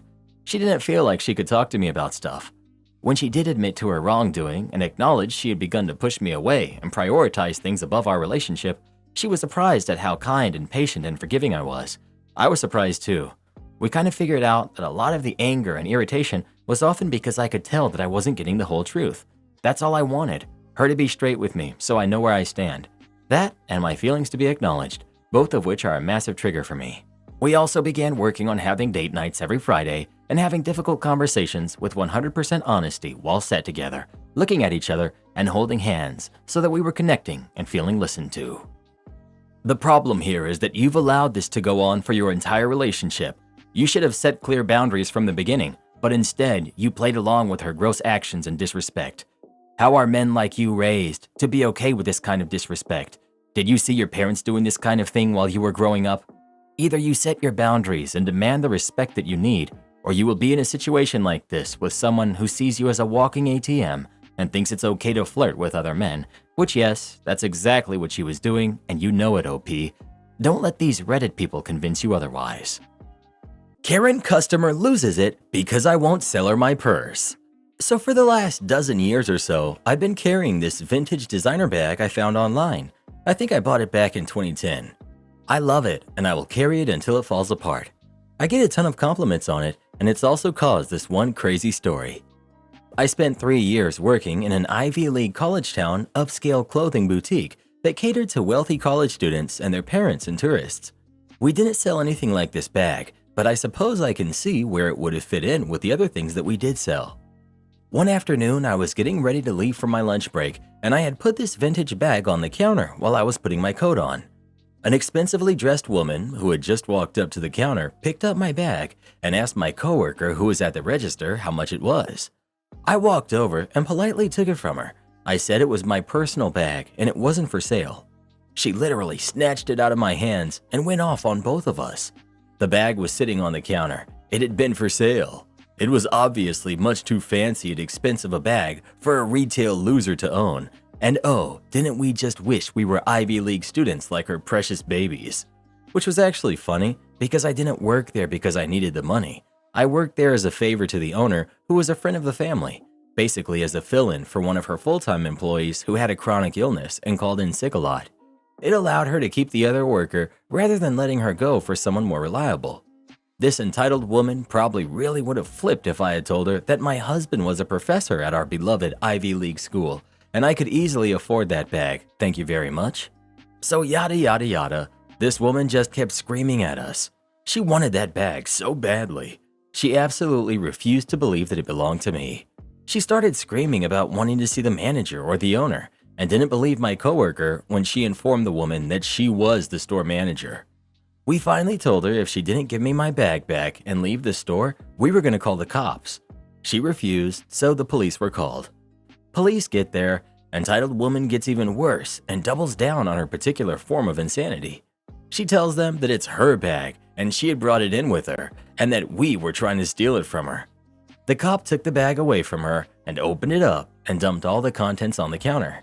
My cell phone, which of course I knew the passcode to and she didn't, prescription medication bottles in my name, my checkbook, and everything else I carried on a daily basis. How she had failed to recognize just from the weight of the bag that it had stuff in it, I don't know. You could see the fear creeping into her face as the cop came up with one item after another that proved the bag was mine. When he got to my wallet and pulled out what was clearly my license, the woman jerked away from the second cop who had a hand on her arm and pretty much ran out of the store. I kind of wish they had gone after her, but apparently they didn't think the situation warranted it, because they just asked us if we considered it worth pursuing and pressing charges. Sadly, in that moment, we didn't want to be bothered. We just wanted it to be over so we could go on with our day. I wish now that we had. She needed to be taught a lesson, or be forced to get mental help. She wasn't the only crazy entitled customer we ever got, but she was one of the most memorable. Am I the jerk if I call off my engagement because of a comment my fiancé made about my late wife? Background. I, 43 male, have 2 kids with my late wife, Kayla, Sam, who's 21, and Liz, who's 16. All fake names. Kayla passed when our kids were 15 and 10. I won't give specifics about what happened, but she was struck by a drunk driver when she was on her way home from work. She really was the love of my life, and to say that her passing hit our family hard would be an understatement. I promised myself that if I got back into the dating game, I wouldn't date anyone for at least a couple of years for the sake of my kids. 3 years after my wife's passing, I met my now fiancé. We'll call her Amanda. Things went slow, and I didn't introduce her to my kids until we had been dating for about a year at that point. Now we've been together for 3 years, and we're engaged. Amanda and my kids always had a good relationship. Neither of my kids are super close to her, but they've always been friendly and welcoming to her, and Amanda has never overstepped any boundaries they have, like trying to replace their mother. At the beginning of Amanda and I's relationship, she was a bit insecure of the fact that I was a widower. During the first few months of us dating, she would constantly ask things like, if Kayla had never passed, would I still be with her right now? I always kept my answers brief and told her that I didn't like thinking about the what ifs, and that she was the one I was dating now, and that was what mattered. Eventually, she stopped making these comments, and I stopped worrying about it. Now on to the issue. My parents were hosting a family dinner to celebrate my fiancé and I's engagement. It was my mom and dad, my late wife's sister and her husband, Sam and Liz, and me and Amanda. Dinner was going well. We were all making small talk with each other and talked about wedding plans. About halfway into dinner, my mom made a comment about how she was so happy I was able to find the spark I had with Kayla and someone else. I don't think anybody really paid much attention to the comment, but then Amanda laughed and said, I'm happy it happened to her. Otherwise, I never would have gotten him to myself. The tone of the dinner immediately shifted and everyone got extremely tense, especially my kids. Amanda noticed the shift and started awkwardly laughing like she was trying to play her comment off as a joke. I was honestly just frozen, as that was the first time she'd made a comment like that. My kids looked disgusted, and Liz got up and walked out to the car. Sam waited a bit longer like he wanted me to say something, but I was still in shock about what Amanda had just said. To make a long story about the dinner short, the dinner was kind of ruined, so I said my goodbyes to everyone, grabbed my fiancé, and we all drove home. My daughter hasn't spoken to me or Amanda since, and it's been 3 days. I got tired of it and pulled my son aside to ask him what I should do. He said something along the lines of, I'm a grown man and don't care who another grown man marries, but I don't want a woman who speaks like that about our mother around my sister. Sam's comment stuck with me, and now I'm considering calling off the engagement entirely. She's never made comments like this before, but I'm worried if I let it slide this one time, it will become more frequent and it will affect my daughter. I need some advice from outside perspectives and just want to do the right thing for my kids. Would I be the jerk if I called off the engagement because of the comment she made? Edit. Thank you for all of the advice, even the people calling me a bad father. I think your guys' words are what I needed to pull my head out of my backside. I'll try to talk to my kids alone tonight before speaking with my fiancé, and we'll see where it goes from there. I'm pretty sure my fiancé and I are over though. Update. To answer a few questions, did my fiancé apologize to anyone at the dinner party? No, she didn't. I honestly didn't think it even registered or has registered to her what she said was wrong. 2. Does fiancé have social anxiety? Not to my knowledge, no. In all the time I've known her, she's never shown any signs of social anxiety and doesn't have a history of it. How old was my late wife? She was 37 when she passed, and we were the same age. Amanda is 41. A lot of people were asking for clarification on the time frame of her passing and when fiancé and I met. At this point in time, Kayla had been gone for about 6 years, and I met Amanda roughly 3 years after Kayla's passing. While I'm writing this update, it's the day after I talked to my kids. So last night around 5:30, my fiancé left for work. She works nights most days of the week, so I was able to call my son and ask if he could come over so I can talk to him and his sister. He goes to our local college and lives in an apartment near his school. When he started college, he wanted to move out, but also wanted to stay close to us, so he settled on an apartment a few blocks away from the college. He came over, and I called him and his sister into the living room to talk with the both of them. When they were both seated, I told them point blank that I didn't think the wedding was happening anymore, and that the comment she made was unacceptable. I then, by the advice of the comments, apologized to them. I told them I was sorry for not saying anything for so long and letting the tension thicken in our home. I told my daughter that I understood why she hasn't spoken to me and that I was sorry for allowing her to think I was even remotely okay with what she said. I felt pretty spineless after we had gotten back from the dinner that night, so I wanted to do everything in my power to make it right to the kids during the conversation. My daughter told me that she felt disgusted at the comment Amanda made, and even more so when I didn't defend her mother. She then told me that the past 2 years that she's known Amanda, she felt like she's been gradually trying to push her and Sam away from me. One of the examples Liz gave me was when my son moved out. He moved out when he was about to start his sophomore year of college, and when he mentioned the idea of moving out, Amanda was the one who took that and ran with it.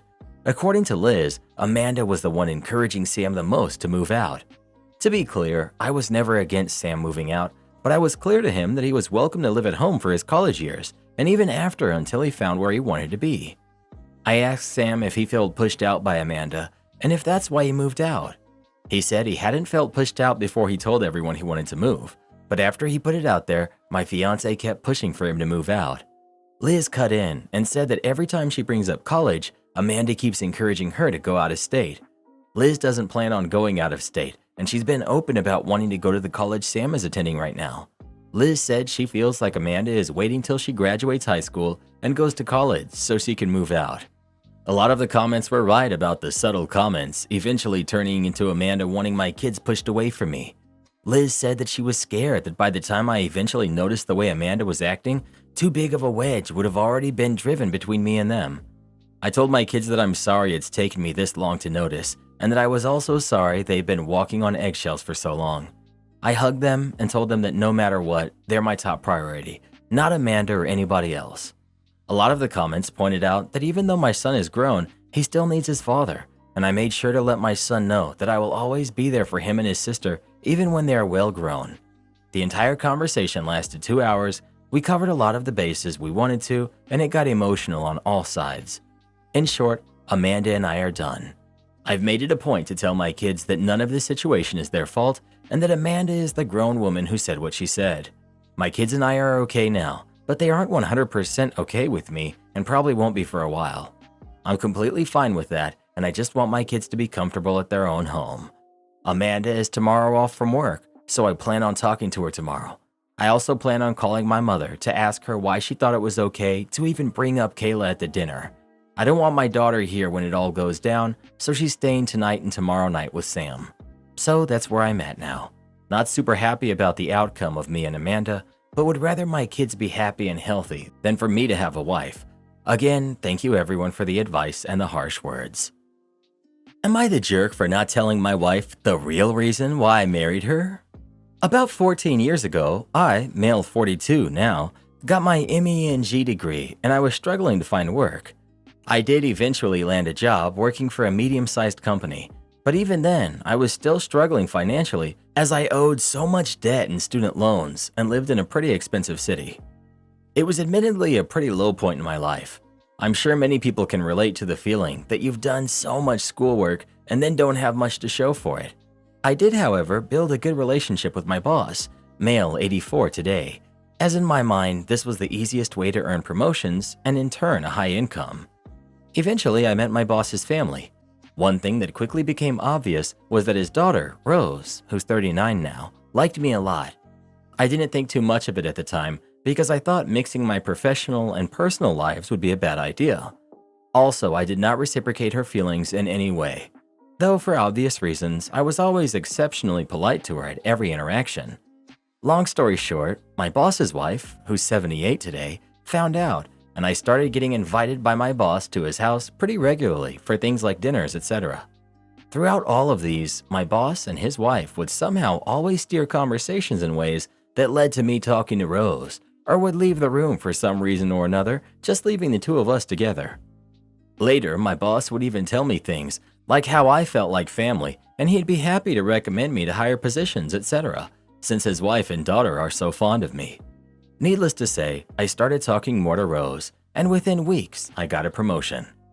While I will admit to not feeling much of a romantic connection with Rose, I did put a lot of effort into fostering that relationship, and she was happy with the attention I was giving her. After a few months of this, we were married. As you can imagine, my career really took off then. However, I did leave the company roughly 2 years after getting married, and with the recommendations I was able to get from my former boss/father-in-law and several other people he introduced me to, I was able to secure a good position elsewhere. Today, I can happily say that after being married for 12 years and having 3 kids together, there's no other woman I'd rather spend my life with. Because I feel like this, I've always felt that my primary motivator for getting married to Rose is no longer relevant. That being said, I had lunch with 2 of my longtime friends, Michael, who's 43, and Wilson, who's 38, a few days ago. We haven't seen each other in about a year, so it was a nice opportunity to catch up. I'd like to add that Michael and Wilson are both familiar with my situation as we were in regular contact back then. At one point in the conversation, Michael asked if Rose ever found out the real reason why I decided to marry her. I told him of course not, and that her finding out would be needlessly painful for her. Wilson agreed with Michael, saying things like honesty and transparency were the main things he and his wife picked up from couples therapy, and that it would be better long-term if Rose found out. I reaffirmed to them that Rose not knowing would be best for our family, and the conversation largely ended there. That being said, I've started to think more about what they've said, and I do feel a little guilty. Am I the jerk? Update. I've had time to do some self-reflection over the past few days, and my conclusion is that I'm probably the luckiest man in the world to have such a fantastic wife and wonderful kids. Rest assured that I have no intention of my wife ever finding out the real reason why I decided to marry her. Also, I'm very confident that my 2 friends won't say anything to her about it. I failed to mention it earlier, but I also have some ammunition on Michael's marriage, and given that Wilson is in couples therapy, I'm highly doubtful he'd say anything. Even without this, I can't imagine either of them overstepping such a boundary. I'm sure many of you are wondering how they knew about this in the first place. The reason they knew was because we were all housemates at the time, and they were able to witness the situation unfold firsthand. I guess you could say that while I'm largely an introverted person, I still talk a lot, especially with my friends. I do still feel guilty about my initial motivation to pursue my wife, but also very grateful for how things turned out. I like to think she's also grateful. Over the last few weeks, I've been trying to turn this gratitude into action by making my wife feel appreciated. Yesterday, I brought her breakfast in bed, and in the evening after work, I brought her a surprisingly expensive bouquet of flowers. Today, we have reservations for her favorite restaurant and a sitter who will watch the kids. I know these things are minor in the grand scheme of things, but I want to do more thoughtful things for my wife.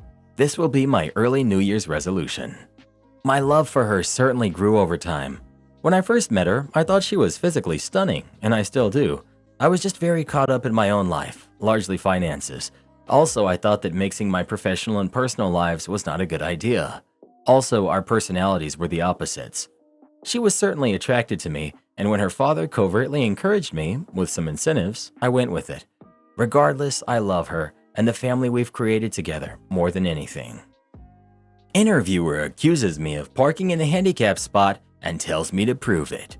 A few years ago, I was in school and job hunting.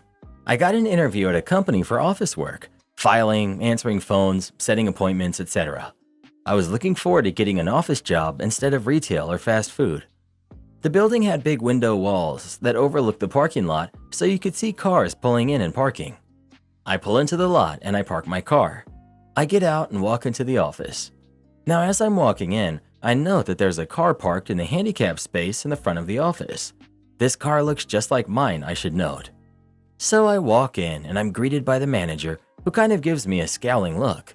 It made me uneasy a little as we walk back to his office. We sit down and he's asking me questions in a bit of a clipped tone. He seems annoyed by my answers and I don't understand what's going on at this point. Finally, he says, "Do you always park in handicapped spaces?" I'm confused, so I ask him what he means. He goes on a rant about how entitled I am for parking in the handicap spot at a potential place of employment, and I'm just getting more lost. I asked him what's going on because I didn't park in the handicap spot. I'm parked in the lot. He argues with me and says he watched my car pull in and saw me park there. I again told him that I didn't park in the handicap spot, but the car that I walked by in that spot looks similar to my car. He says that he knows that he saw me park and get out of that car. At this point, I'm over the whole interview. I knew this would be a horrible place to work for if this is the guy managing it. Then he goes a step further and says, "Prove it." I grab my purse and get my keys out. I don't even bother waiting for him and just leave the office. He's jogging after me and hurried outside to stand and wait. His face went from smug arrogance to Pikachu real quick as I walked past the car in the handicap spot. He asked me where I was going as I walked over to my car, then I turned around and made eye contact as I hit the button on my keys to unlock it and got in. He was starting to walk over to me, calling out that he was sorry about the misunderstanding, but I just put the car in reverse and left. I didn't even make eye contact with him as I drove away. Edit. This was my second interview, so the manager knows what I and my car look like. I didn't know why he said he saw me. I'm assuming it was a lie to get me to admit I did it. I've pondered this many a night. Trust me. My niece ruined my anniversary present for my girlfriend. My girlfriend, who's 19, and I, 19 male, are celebrating our 5-year anniversary this Halloween. Every anniversary, she always gives me these impressive figurines that she makes, and it always blows me away. I always feel like my presents are always way lamer than her presents, so I decided to make her something this year. With guidance from her friends, I printed pictures of us onto a large canvas and used white tape to make cute frames. I know it may not seem that impressive, but I'm not artistic, but she is, and I wanted to make her something that I thought she would like. I had the gift hidden in a closet. The problem came whenever I looked after my sister, who's 33, her kids, who are 4 and 5. I took them down in the basement to do some painting. My niece walked away from the table to what I thought was the drawer with the art supplies, so I didn't think much of it. So while I was focused on my nephew and gushing over how he and his sister are the best artists in the world, my niece went into the closet where my girlfriend's present was and with her paintbrush painted all over it.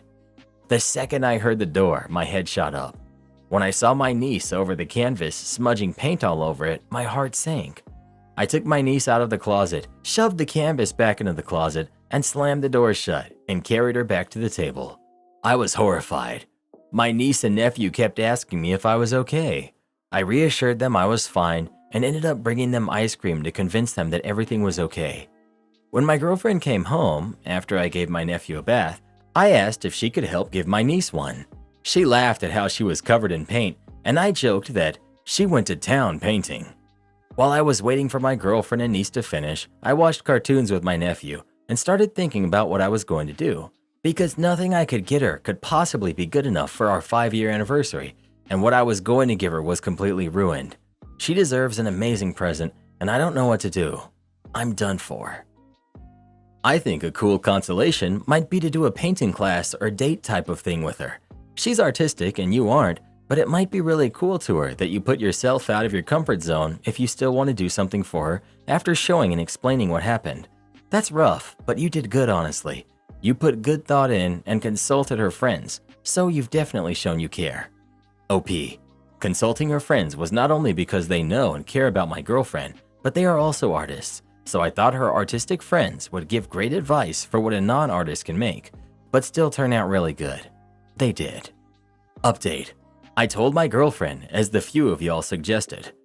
Later that day, when my sister picked up her kids, I took her to the basement and to the closet to show her what my niece did.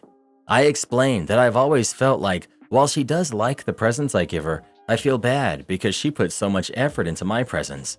I explained to her what exactly I was trying to make. Luckily, my niece didn't cover the entirety of the canvas, and my girlfriend saw bits of the canvas.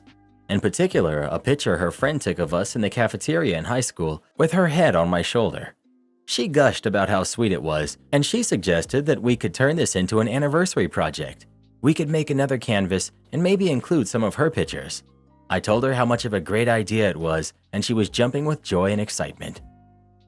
Am I the jerk for refusing to give my son's mom extra custody after her boyfriend asked me? I co-parent my 8-year-old son with my ex. We share 50-50 custody with a VERT-specific custody calendar to ensure we both get the same amount of days with our son. Last year, my ex asked if I could give her my Christmas week in exchange for a week in the future because she wanted to go visit her family out of state and could only do it on the days I had my son. I said yes. From that point on, she has refused to give me my week back. She always has some excuse or wanted to do when it worked for her. In other words, she scammed me out of custody time. I said so be it. Earlier this week, she asked again if she could have our son this week of Christmas.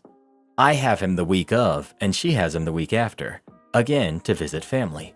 I said of course, but need to give me 2 weeks in return. One from last year and one for this year. And I get those 2 weeks before you get any extra time, so you can't do me over again. One of those weeks can be the week of Thanksgiving when you have him. She refused and tried gaslighting me by saying she gave me back the week I gave up last year. I told her there was no room to negotiate, take it or leave it. The next day, her boyfriend called me. He said he was going to propose this Thanksgiving, which is why my ex doesn't want to give up Thanksgiving. They both wanted to travel to see his family for Christmas and New Year's and celebrate their engagement. That's why I can't have her Thanksgiving time and why she needs my Christmas week. I told him my custody arrangement was none of his business and I don't have to explain anything to him. In fact, I'm not open to any custody changes anymore. You can go tell my son's mom that you messed around and found out. Now he's trying to walk back everything he said because he knows he's seriously messed up by inserting himself into this matter. Of course, he said he was just trying to help out. Not the jerk. Her boyfriend has messed up big time by sticking his beak in this. If she refuses to give you the time back you are owed, you are well within your rights to refuse any further custody changes. My brother has exactly the same issue with his ex and their 2 sons. She expects him to be flexible for her, but not the other way around. You're fired for obeying my rules. Please stay until we can replace you though. It was 2005 and the lady I had met over the internet, having visited me in Australia and me visiting her in the US and meeting her folks and all that, she had now come to be with me and we had married. But since arriving to stay, she had a lot of problems as her vocational college degree was not recognized in Australia, leaving her with difficulties getting a job. She was determined and flexible though, and did some temp jobs, clerical, receptionist kinds of things, using skills she had learned while working at college as a librarian.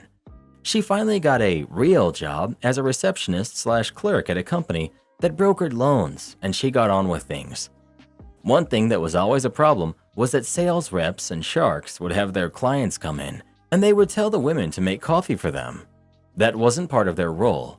So my wife and coworkers were told that they were not to do that. It was up to the salesperson to make the coffee for themselves and their clients. This was part of an initiative to try to retain women in these roles as they didn't tend to stay long in what was something of an anarchic office. So my wife is working and as salesmen's, they called them financial advisors, but they were the credit business version of the used car salesman class. Client comes in and she buzzed the guy. He comes out and says to her to make them both coffees. She tried to be discreet, but said that he knew she couldn't do that. He blew up, went to her supervisor, and she told my wife to make the coffees. Later, she had her in the office and fired her. Yep, she was fired for trying to do as she was told. The opposite of malicious, I guess. But the karma comes in anyway. She was fired, but asked to stay on until they got another person to replace her. For the next 2 months, she continued to go to work, now able and ready to refuse anything she didn't want to do, especially the coffee making. The same guy tried once. She said no, so fire me. They could not find a replacement.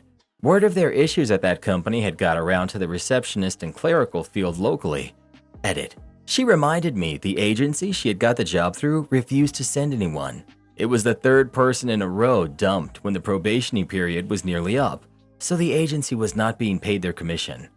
Then she was offered a much better job with some real responsibility and standing, and almost 30% more salary. Walking in the office the next day and told them she was leaving at the end of the day. No notice required, of course, and they still had not got a replacement and did not find one for months more, by which time they were trying to replace 2 of them. Eventually, the company let that supervisor go and initiated sensible rules. My wife never looked back, but we still have a chuckle 18 years later at how well getting fired worked out for her and how badly it ended for the supervisor who fired her staff for obeying the rules. I'm your new manager and you'll listen to me. No, I really won't. Bit of background before I start. This story happened when I was still working as a machinist back when I was 19. I started that job on second shift, 2 p.m. to 10 p.m., but was transferred to weekend shift, 5 a.m. to 5 p.m., barely 6 months later. And the manager for weekend was an older man, we'll call him Jay. This is important for later. Since weekend was severely understaffed, we were each put in charge of multiple machines. I was in charge of running 4 machines that formed a big block in a corner of the factory that hardly anyone ever went to.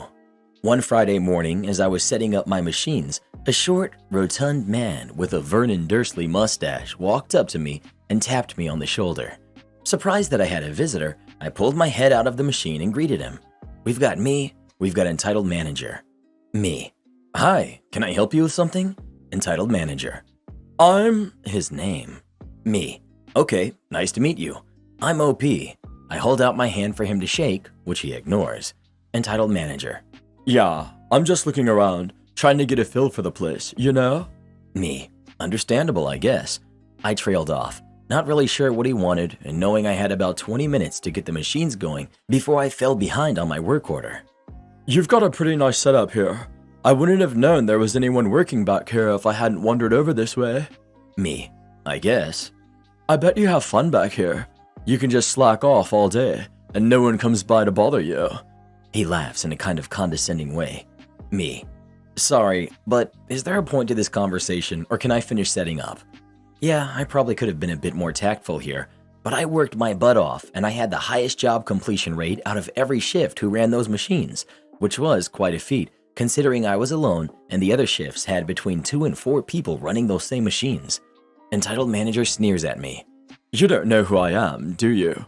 Me. Nope. Should I? Yeah, you should. I'm your new boss. Me. I stare at him for a second, then laugh. Really? Did Jay finally retire? What? Jay? What's he got to do with this? Me. Jay's my manager.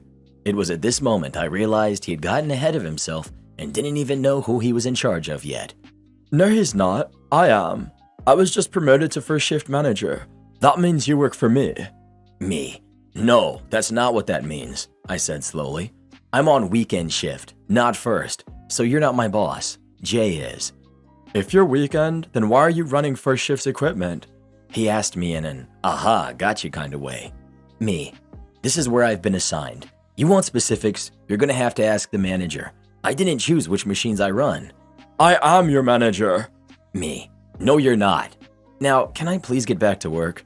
Entitled manager steps into my personal space and looks up at me with a frown on his face, like it was somehow my fault that I was a foot taller than he was. I'm the first shift manager. Me. Good for you, man, and I mean that, but that doesn't mean you're my manager. He pokes me in the chest. I'm the first shift manager. That means you have to listen to me. Me. I look down at his finger, then take a step back so he isn't touching me anymore. Don't do that. Entitled manager, seemingly amused by my response, steps closer and tries to poke me again. It was at that moment that my actual manager showed up. Jay. What's going on, OP? Machines ready to get moving? Me. Not yet. I was just being introduced to entitled manager here. Guess I got distracted. Jay sees how irritated I look and quickly realized what was going on. Is that right? Hey, entitled manager, why don't you let me introduce you to the other weekend guys? OP's got to get these machines going so he can make rate. Entitled manager smirks at me. Yeah, sure. Have a good day, OP. I'll see you later. Jay leads him away and I get back to work without any more interruptions for the rest of my shift. But entitled manager had apparently decided that my defiance was unacceptable and something he needed to personally correct. So I hadn't seen the last of him just yet. Over the next 5 months, every encounter with entitled manager went about the same way. He would try to give me orders, I would refuse, and he would keep pressing until I got irritated.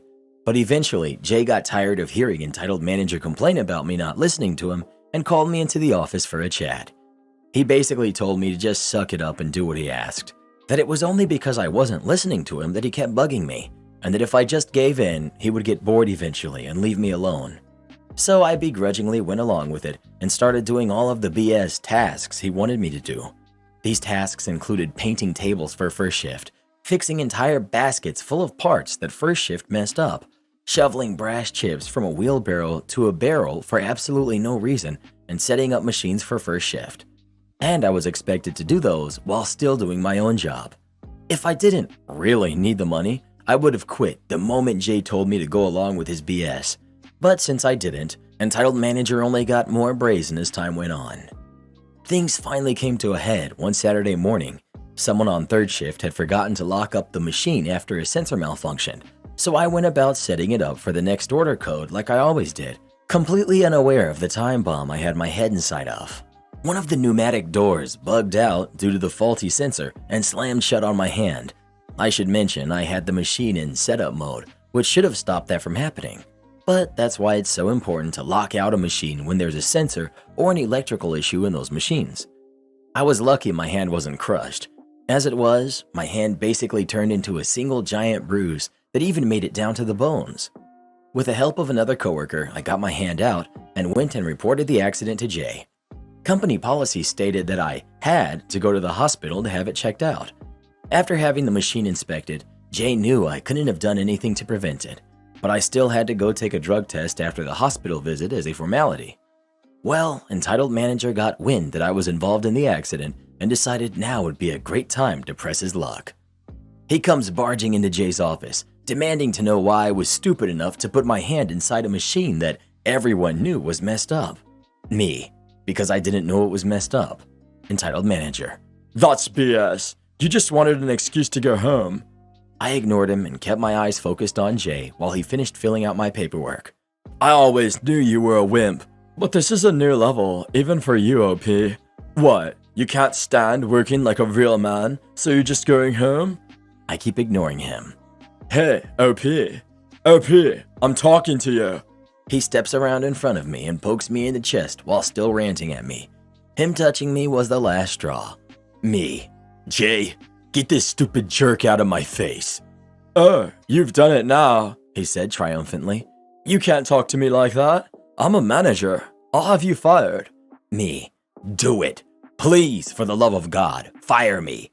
Jay: "OP, calm down. Just think about what you're saying."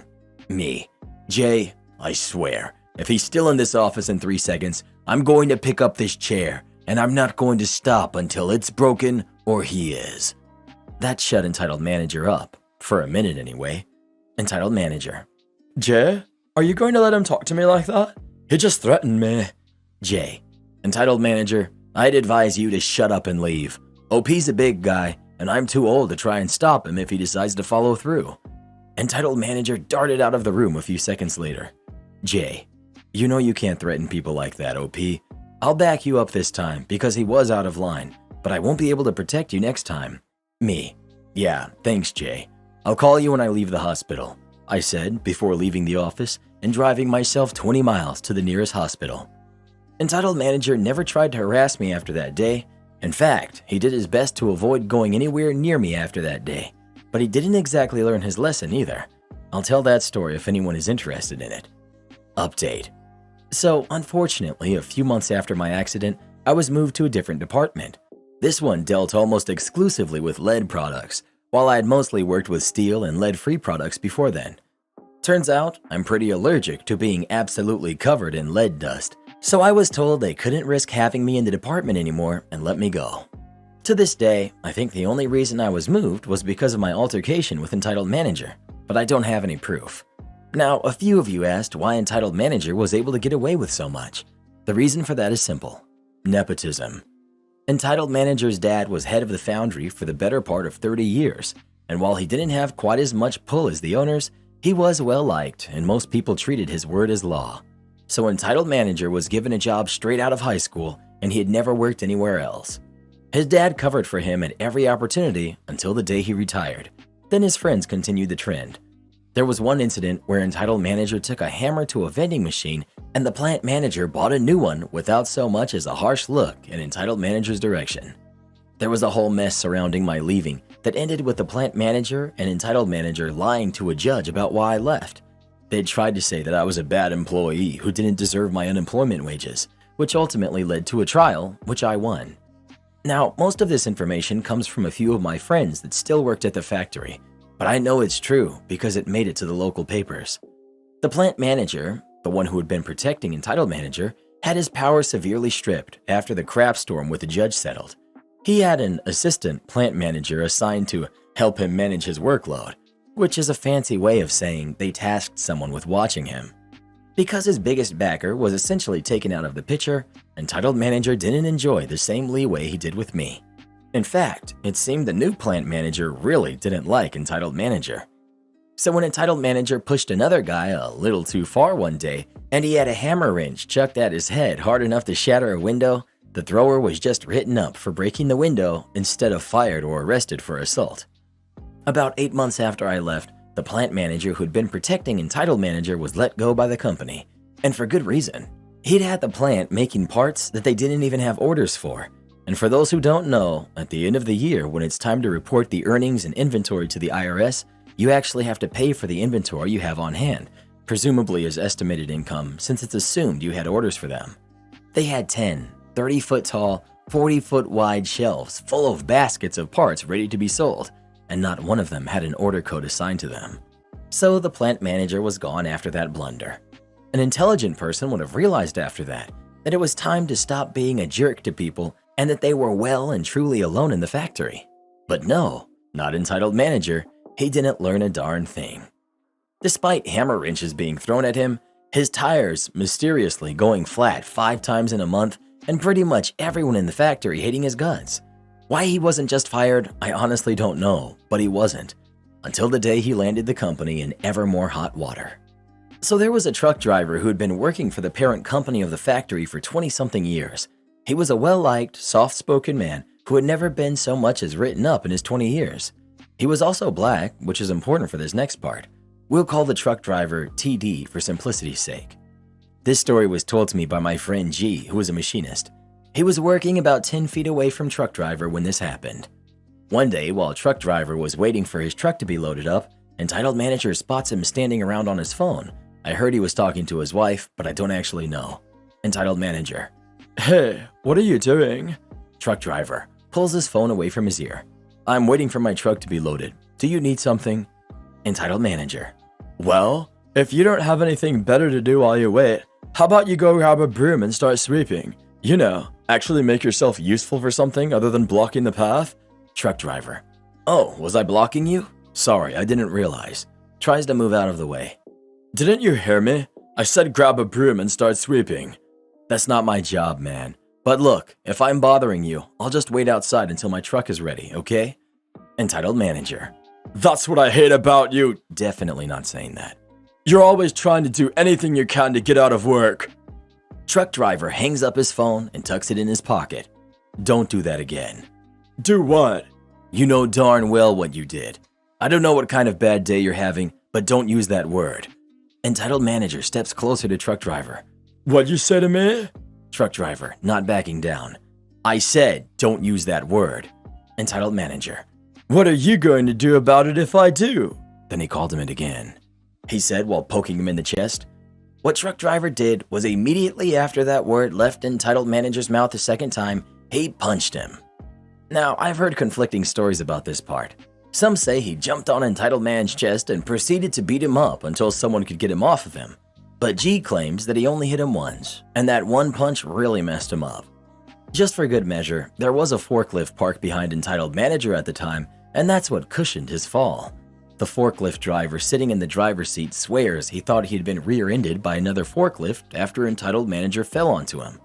An ambulance was called, entitled manager was rushed to the hospital to undergo emergency surgery, and truck driver was, unfortunately, arrested for assault. Don't worry though. Remember that plant manager who didn't like entitled manager? He was at home at the time it happened, but he made it to the factory before truck driver was taken away in handcuffs. He personally dropped a few $100s and went around to everyone in the factory with a collections bag, asking them to donate to pay truck driver's bail fund. He had raised over 10 grand in less than an hour and had truck driver bailed out in 3. Truck driver sued the company for emotional damages, discrimination, and a couple of other things. Then he retired with the money he got from the case. There were a lot of people who backed up his word that entitled manager started it. And as for entitled manager, he was fired before he woke up from his surgery's anesthetic. The plant manager personally drove almost an hour on his day off to tell entitled manager the good news in person, and then waited for him to wake up just to make sure he got it. He applied to several other management positions in the local area, but he had burned a crap ton of bridges during his life, and no one would hire him. Entitled manager now works as a food vendor at a traveling carnival. I still see him once a year when the carnival comes to town, and he scowls at me every time like I personally ruined his life. That look is the only reason I still go to that carnival. My Karen girlfriend is trying to baby trap me. What should I do? I'm completely at a loss here. My girlfriend and I have been together for 3 years. We both met when we were 20. And I did think about marrying her eventually because she's everything I'm looking for in a partner. When we got together, I told her that I have absolutely no desire to have kids. Even adopting is not an option for me, and she always assured me that it's completely okay and she respects my choice. So far, so good. We moved in together several months ago, but this is when things slowly began changing and I only am putting everything together now. My girlfriend would do things like send me baby TikToks or show me pictures of nursing rooms on Pinterest. I always commented that they looked nice, and she seemed kind of dreamy about it. I always kind of assumed this was temporary baby fever and didn't really think anything of it. Then my girlfriend would start talking to my mother about having kids. She wanted to see baby pictures of me, asked her what it was like to raise me, etc. At this point, I started getting suspicious because even my mom suddenly said, "Oh, your girlfriend would make the perfect mother to your kids." When, once again, the idea of becoming a father makes me sick. This has been going on for a while, but recently my girlfriend has started buying baby clothes. When I asked her about it, she claimed it was just because she thought it was cute. I highly doubt that. Obviously, she's been trying to tell me that she wants a baby, but without outright telling me. Now I've reached the stage of panic. I know my girlfriend uses birth control, but she could very easily just stop taking it, and I probably wouldn't even notice. Within the last few days, I refused to hook up with her, and she's really upset about it. I just told her I wasn't really feeling well, but she didn't accept that as an answer. A few hours ago, she set me down and asked me to spill what was going on with me and why I've become so nervous around her. I just kind of blurted out, "I don't want a baby," and she asked me what I was talking about. I explained to her what I've been noticing, and she said I was insane for thinking that she would attempt to become pregnant with our baby without me agreeing to it first. She left to stay with a friend for now, and I am completely confused. There's no way I misread those signs. I feel like throwing up at the idea that she might already be pregnant. Am I overreacting? How do I properly explain myself? I do want a vasectomy, but I don't live in the US, and the doctors I spoke to told me I couldn't get one yet because I'm too young and I'll change my mind according to them. I'm genuinely thankful for some of the advice I've been given. I really do love her, but kids is a deal breaker for me, and I will openly discuss that boundary with her again, and I think until then, I just can't do anything about the way I feel. I admit that I could have handled this differently, but I think my anxiety just took over, and I messed up an opportunity to have a normal conversation because I've been driving myself insane. I genuinely hope this isn't the end of our relationship. Surely the better conversation was, have you changed your mind on having kids? Because things I've noticed, rather than admitting you think she's trying to baby trap you, because that displays a level of distrust. I would presume the same though, as someone who isn't planning on kids doesn't need to be buying baby clothes. Give her time to calm down. Seriously, I feel as though she isn't upset that you caught her having changed her mind about wanting a baby. She's rightfully upset that you outright accused her of attempting to conceive without your okay, which is a pretty harsh accusation to throw out, even if you might suspect it. She's your girlfriend for goodness sake. Okay, this is going to upset everyone here, but I will tell you as if I were speaking to my own son. It's obvious what she is trying to do. Anybody with half a brain can see it. Now obviously it's not okay for her to do that, so you need to break up with her. Everyone here is telling you how wrong you were to accuse her of this, but that's because you're a guy. Guys can't do anything without Reddit crapping all over them. So please, for your own sake, leave this psycho before she tells you, "Babe, I have a surprise. I have no idea how it happened, but I'm pregnant." Let me tell you this way, if a man were trying to baby trap his girlfriend the way she's trying to do with you, Reddit would be flipping out telling her to leave him. The only reason they are all excusing her actions and saying that you're overreacting is again, because you're a man. Well, who do you think is the jerk? OP or his girlfriend? Please let us know. How dare you accuse your girlfriend of trying to have a baby even though she knows you don't want one? Nothing like that has ever happened before, and it never will. Right, Reddit? Am I the jerk for not telling my sister-in-law about the life insurance policy my brother left me? 7 years ago, my brother Alan made a seemingly rash decision to marry someone pretty suddenly, Jan. From very early on, they had issues that she often brought to everyone. This is not how the family operates, and if I'm being honest, she made everyone extremely uncomfortable multiple times by airing her grievances to anyone who would listen. Nothing major, no cheating or anything like that. Despite that, my family was warm to her because really it was Alan's life and decision. We accepted her and her kid from a previous relationship, and we were thrilled when they welcomed a kid together. I say I'm confident that, at the very least, Alan was leery of her because he called me out of the blue to remind me I was the beneficiary of his insurance policy and that he'd like me to use that money to create education funds for the kids. This conversation took place 2 years ago. Well, Alan passed in an accident about 3 months ago. Jan has continued to utilize the family for help, which is totally fine. I went through the process with a life insurance company and submitted all needed paperwork, and everything seemed fine. I 100% intend to abide by Alan's wishes. Everything was okay with Jan until recently. Recently, Jan started acting outwardly hostile, accusing my and Alan's mother of stealing Alan's money. Jan, likely with the urging and help of a third party, went digging into information about life insurance and learned that there is a policy, though she could not get additional info as she's not the beneficiary. This appears to be where and when she decided to start acting hostile. She is outwardly confrontational to my mom, not me. I attempted to sit down with Jan and explain things with the help of a translator, believing that perhaps a language barrier and a lack of understanding of how these things work were creating problems. She's not originally from here. She went off screaming about how she's his wife and the money is hers and my mother is stealing from her.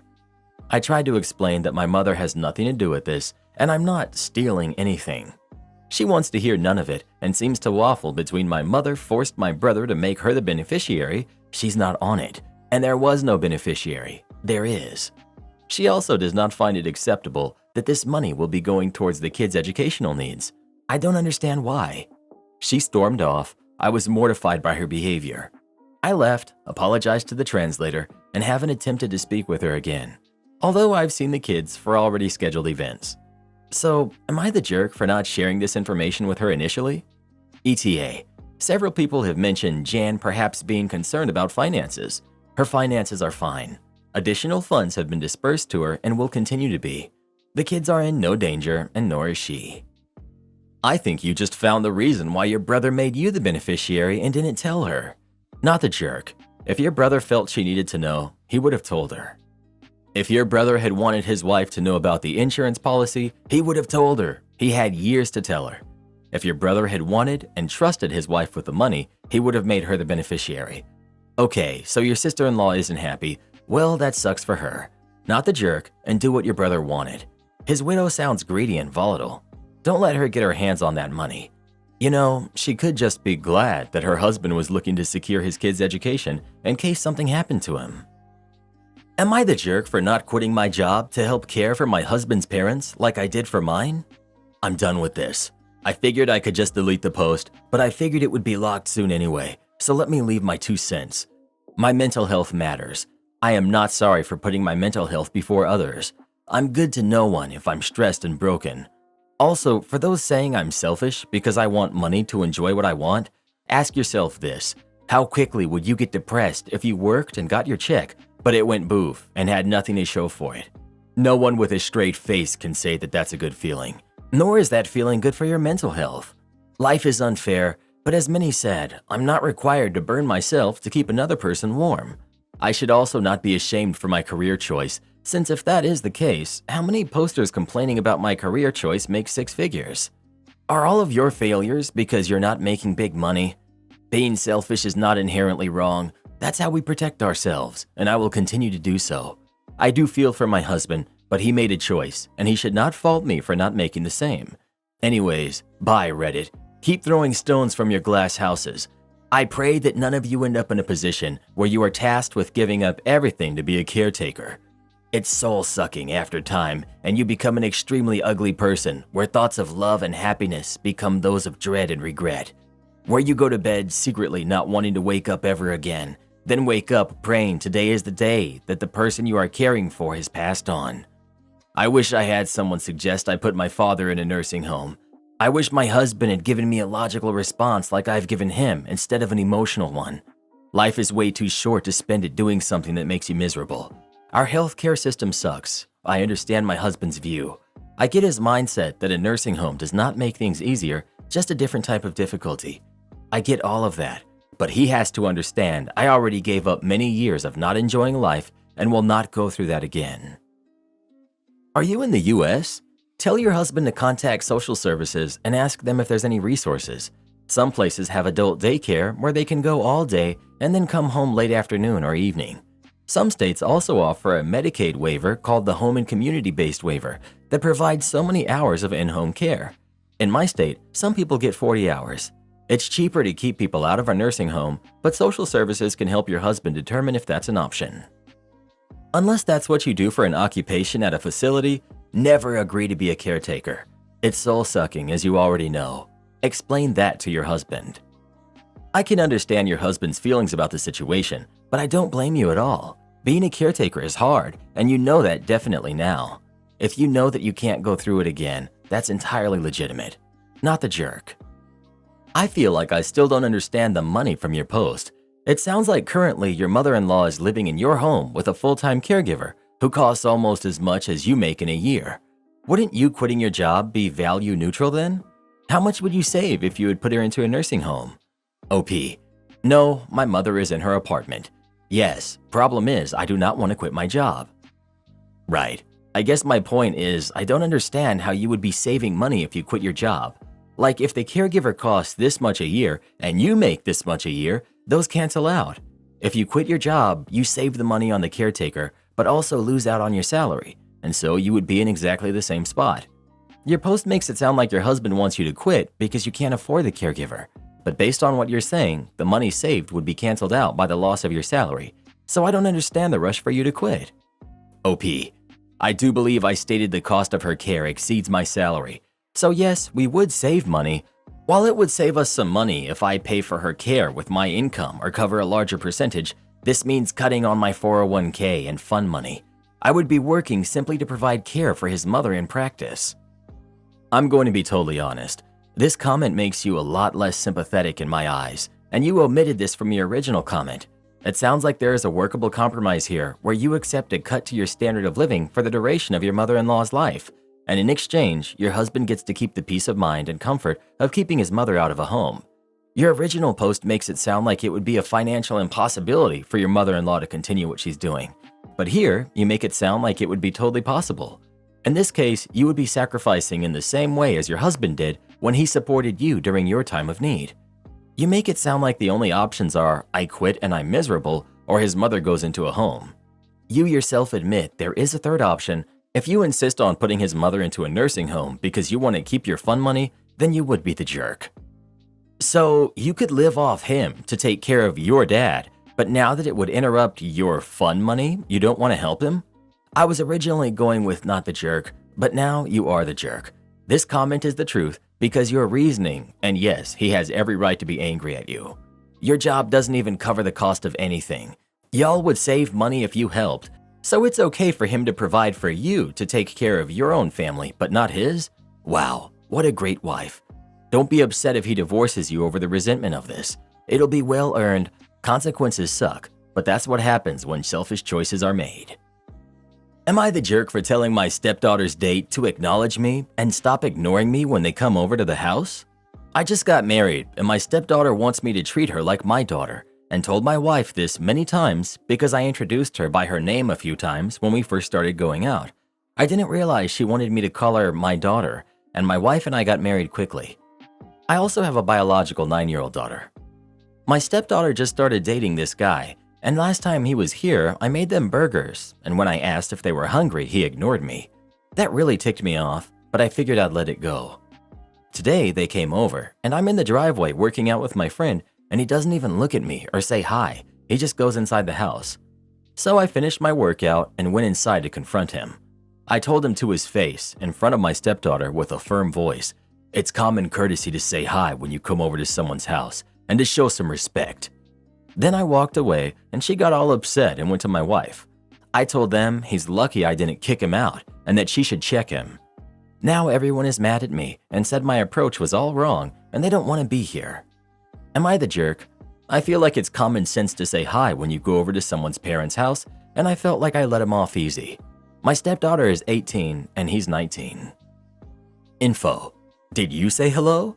He may have felt weird and awkward interrupting your workout, especially if you did not acknowledge him first. You may not be friendly or approachable, and he may be a shy, nervous, or even neurodivergent young man. If you didn't say hello, then try that next time. "Hey Jimmy, how are you?" Especially when he was working out with a friend. What constitutes rude or common courtesy varies widely between different households. Maybe he was raised to not interrupt people. Exactly. Like, I know people who would lose their mind if you interrupt their workout. Boyfriend doesn't know OP, so he doesn't know where he lands on that. You're the jerk. Based on the info, you haven't been her father figure for that long. She wants you to call her your daughter, but that doesn't mean necessarily that she wants you to act like a stereotypical father. Sometimes the psychology of step-parenting is complicated. You said you made them burgers and he didn't acknowledge you, but what does that mean? He didn't even look up when you came into the room? He scoffed and kept watching TV or whatever? Or he just didn't answer for her when you asked if she and her boyfriend were ready to eat? He didn't make eye contact when you were working out in your driveway with another grown adult workout buddy. Well, heck, that's about as macho as it gets. Not even the garage, but the driveway. You're literally flexing on the whole street, and he's supposed to come over and not emasculate himself somehow? If he also was a sporty guy, I'd get it. But if he's a skinny theater kid, then you and your friend probably look intimidating. I get it's your house, but if you really think of her as your daughter, it's her house too, and he's probably way more comfortable framing it that way. Maybe he is emotionally underdeveloped, but I sure was too when I had my first girlfriend. I didn't mean to disrespect, I just didn't understand. As a skinny tall kid who dated a girl with a short buff dad who reveled in confrontation, I get the intimidation. I also didn't have the benefit of having a family that regularly did reunions or gatherings. I didn't understand the whole paying respects thing. Maybe he doesn't either. But true, he is being rude. And then again, you're a lean, mean burger grilling machine using your strong voice on some kid because he's too nervous to talk to you.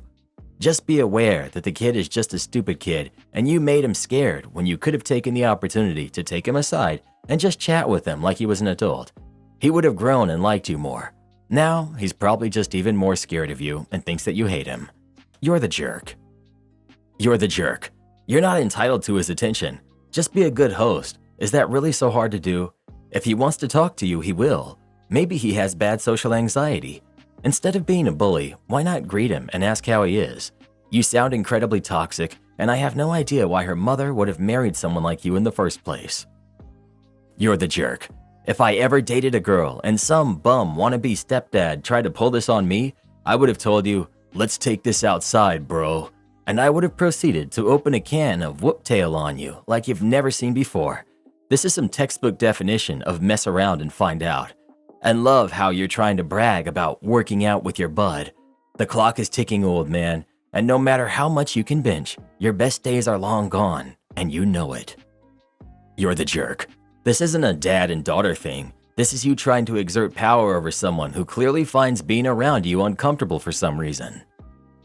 Well, what do you think? Is OP the jerk or not? Please let us know. When you go to your significant other's house, always greet their parents. Even if Daddy-O's making some gains in the driveway, at least acknowledge him. They'll appreciate it. It'll help you build better relationships with them, and that's really what it's all about. My boyfriend ate all of the brownies I made, and I cried about it. So the other day, I made these amazing Heath bar and pretzel brownies. My boyfriend and I tried them almost straight out of the oven. Literal heaven. I was leaving to go back to my apartment so I could be in a reasonable distance to my work the next day, and asked him to leave a few for me for when I came back for the weekend. He said okay. I was salivating thinking about having my brownies today at work, but then I walk into his place, brownie pan is clean and in the drying rack. I feel dumb typing this out, but I started tearing up. It's just like I asked him to do one thing for me and he couldn't do it. Just like when I asked him to buy me flowers a few months ago and he promised he would. He hasn't. I buy him flowers for his vase whenever the last bunch dies. Like when I asked him to plan a date. I plan all of our dates. Like when I ask him to come over to my place instead of me making the drive all the time. There's always some excuse. Again, I feel dumb writing all of this, and I can't believe the brownies are why I'm so sad right now.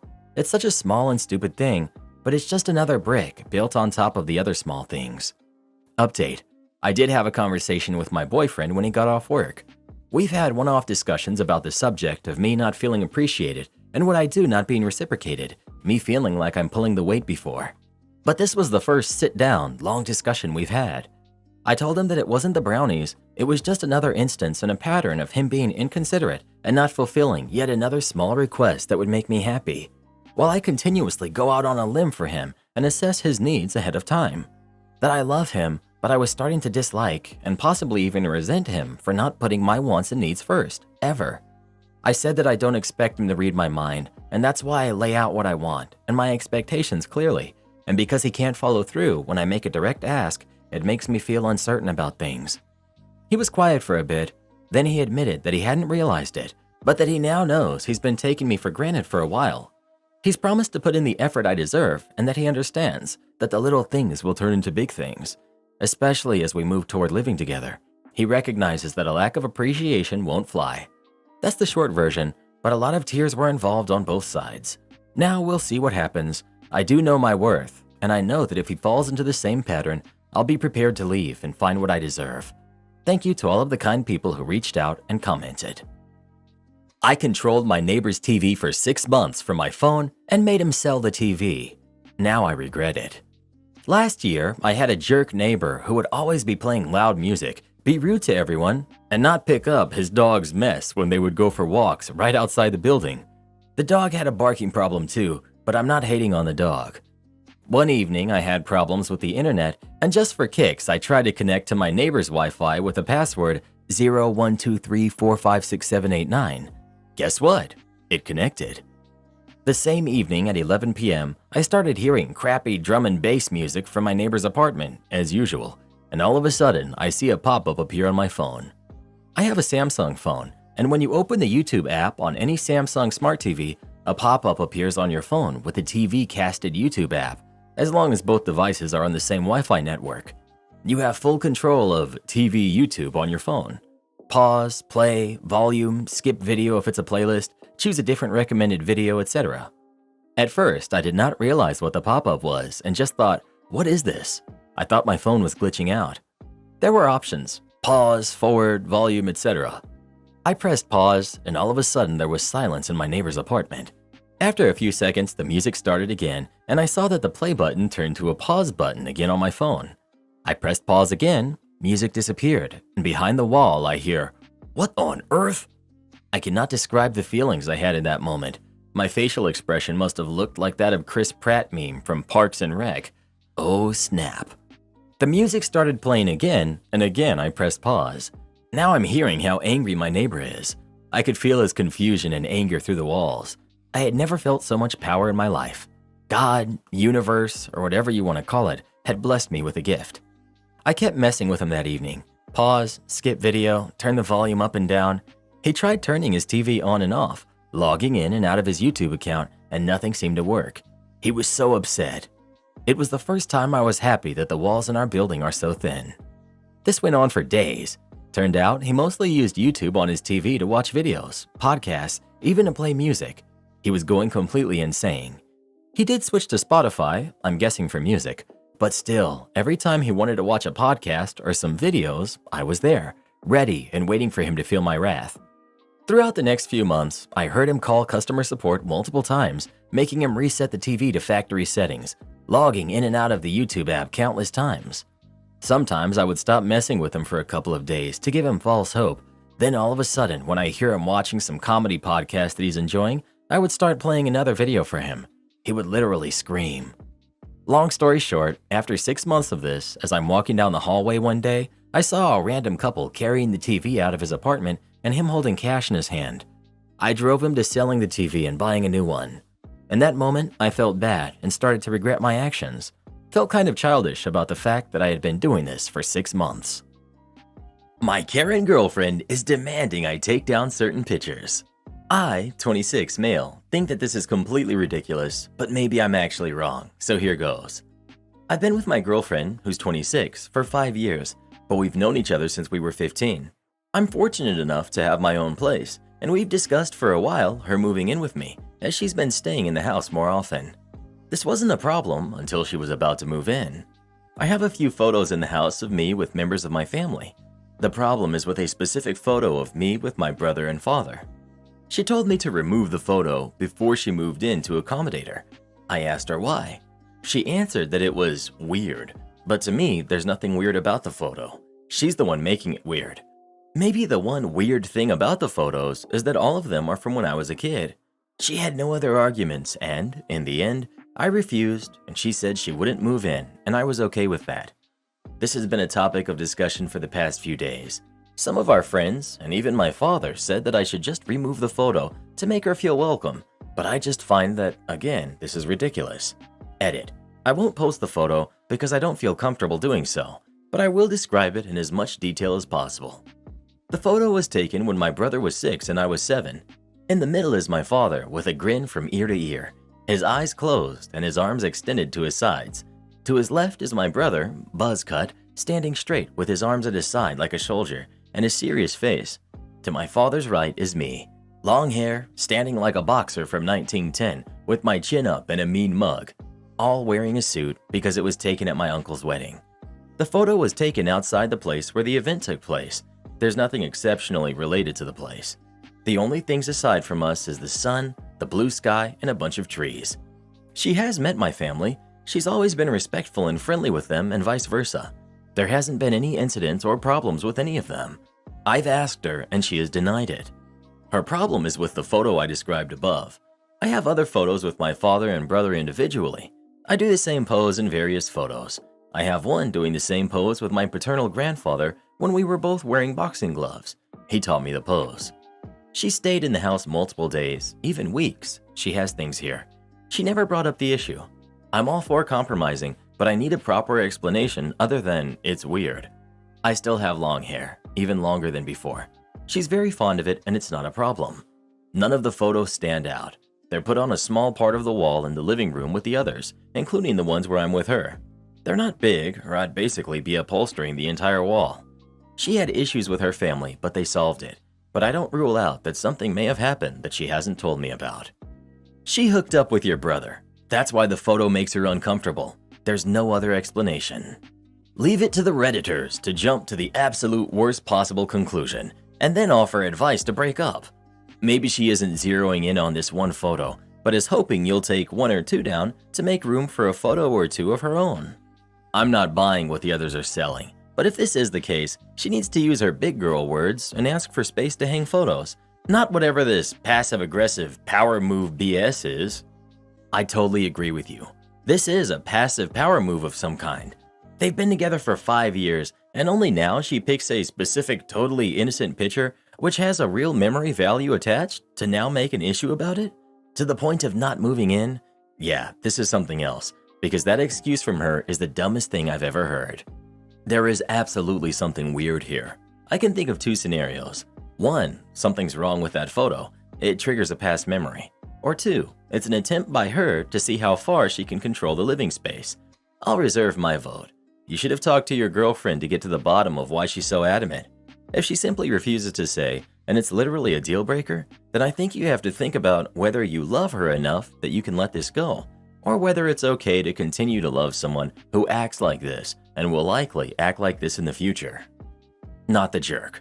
When I read the title, I fully expected it to be a photo of you with an ex or something, but it's just you with your family, doing normal stuff, and she can't even explain to you why it's weird. Something fishy is going on here. Well, who do you think is the jerk? OP or his girlfriend? Please let us know. If you're gonna call a photo of my family and I weird, you better have an explanation for it. Husband demands I pick up his brother's son from school. My husband, who's 37, took in his nephew, who's 12, after his dad, my husband's brother, was diagnosed with cancer. He told me that his nephew would be staying with us until his dad completes his chemo treatment. I agreed, although he did not consult me about it first. But I told him that he'll be his responsibility, not mine. He asked me to explain why, and I told him it's because 1, he didn't consult me before taking his nephew in, and 2, I'm not equipped nor experienced in taking care of or being committed to childcare. I still have to cook and clean, obviously. He said it was fine and that he'd be taking care of him on his own. The other day, he called me in the afternoon saying he was stuck in a 2-hour meeting and asked if I could go pick up his nephew from school. I said I was having lunch with Mom and discussing family issues. He insisted, but I reminded him that he said he'd be taking care of his nephew, including a school pickup and drop-off. I suggested he try to get off work or call some family member to go pick him up. He tried to argue, but I hung up. I went home at 3 and surprisingly found my husband there. He was angry. He started going off on me, calling me selfish and unfeeling. I told him that his lack of management wasn't my fault. He yelled, saying that my lunch with my mom could have waited, but I chose to be petty, just to prove a point. I said that wasn't true and told him to get over himself and stop acting like he was the victim when he put himself in this situation, knowing he wouldn't commit. He yelled that he was trying to do all he can to help his brother out, but it was me who's playing victim after I refused to help out. We argued some more, and I ended up going to stay with mom for the night. He texted me some choice words, and that's when I turned my phone off. We're still arguing about it. You're the jerk. You suggested he call some family member to go pick him up? That's exactly what he did, his wife, who should be a partner in the relationship. You're displaying zero empathy to a family suffering through the effects of cancer. Your husband may lose his brother and your nephew his dad, but you'd rather score petty points because you weren't consulted about helping family going through chemotherapy. You'd better hope you never get cancer because I'm not sure you'll have a support system. 100%. This whole post reads like her husband is her annoying roommate and not actually her husband and partner. Seems like a very individualized situation instead of a partnership. Plus, regardless, how is any of this the nephew's fault? Why take it out on him? I agree with the point, but husband wasn't behaving like a partner either. Partners talk to each other before making big life decisions like taking in a family member. I feel like this marriage has some serious dysfunction. You're the jerk. Cold, heartless, and petty.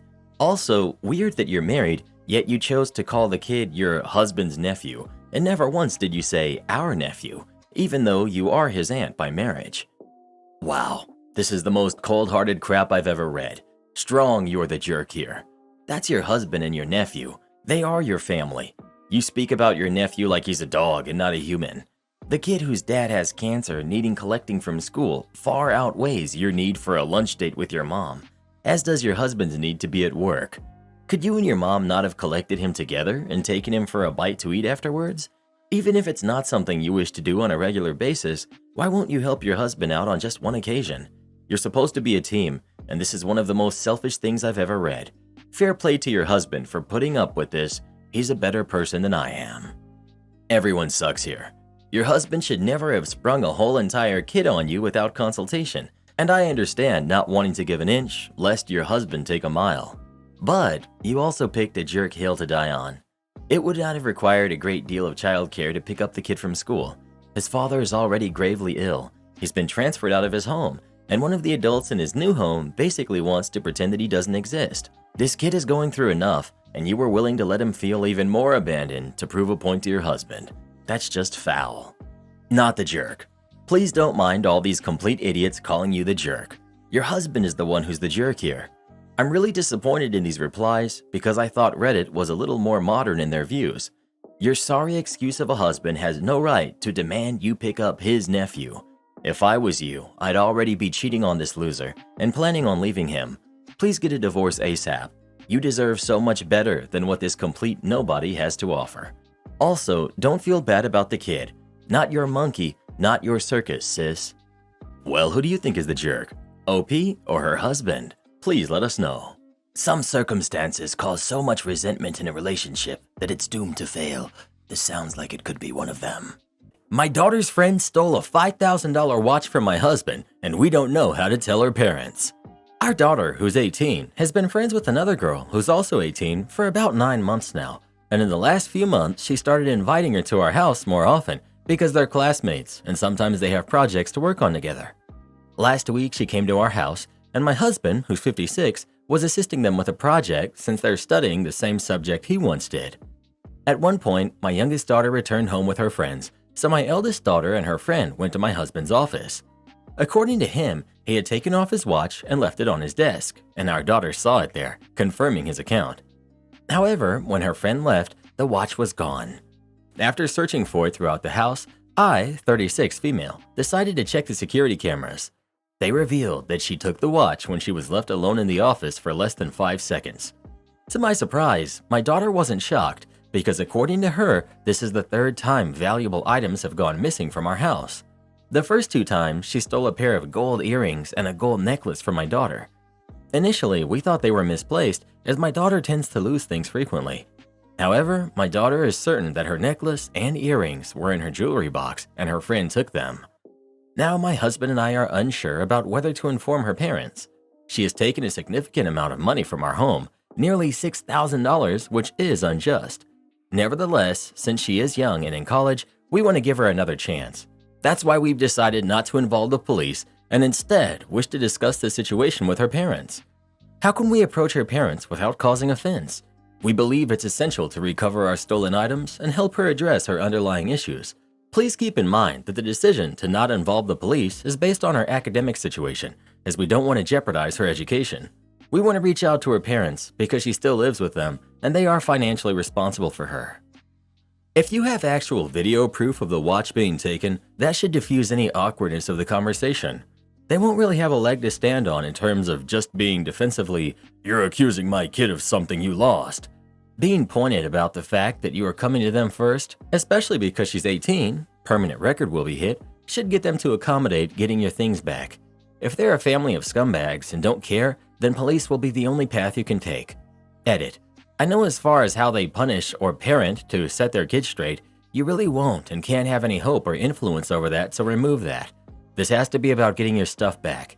Maybe you will learn from how the parents react, how they plan to address, but that's as far as you can hope. OP should not confront the parents. They should call the cops, show them the evidence, and then invite the parents over, or have a lawyer present for the conversation.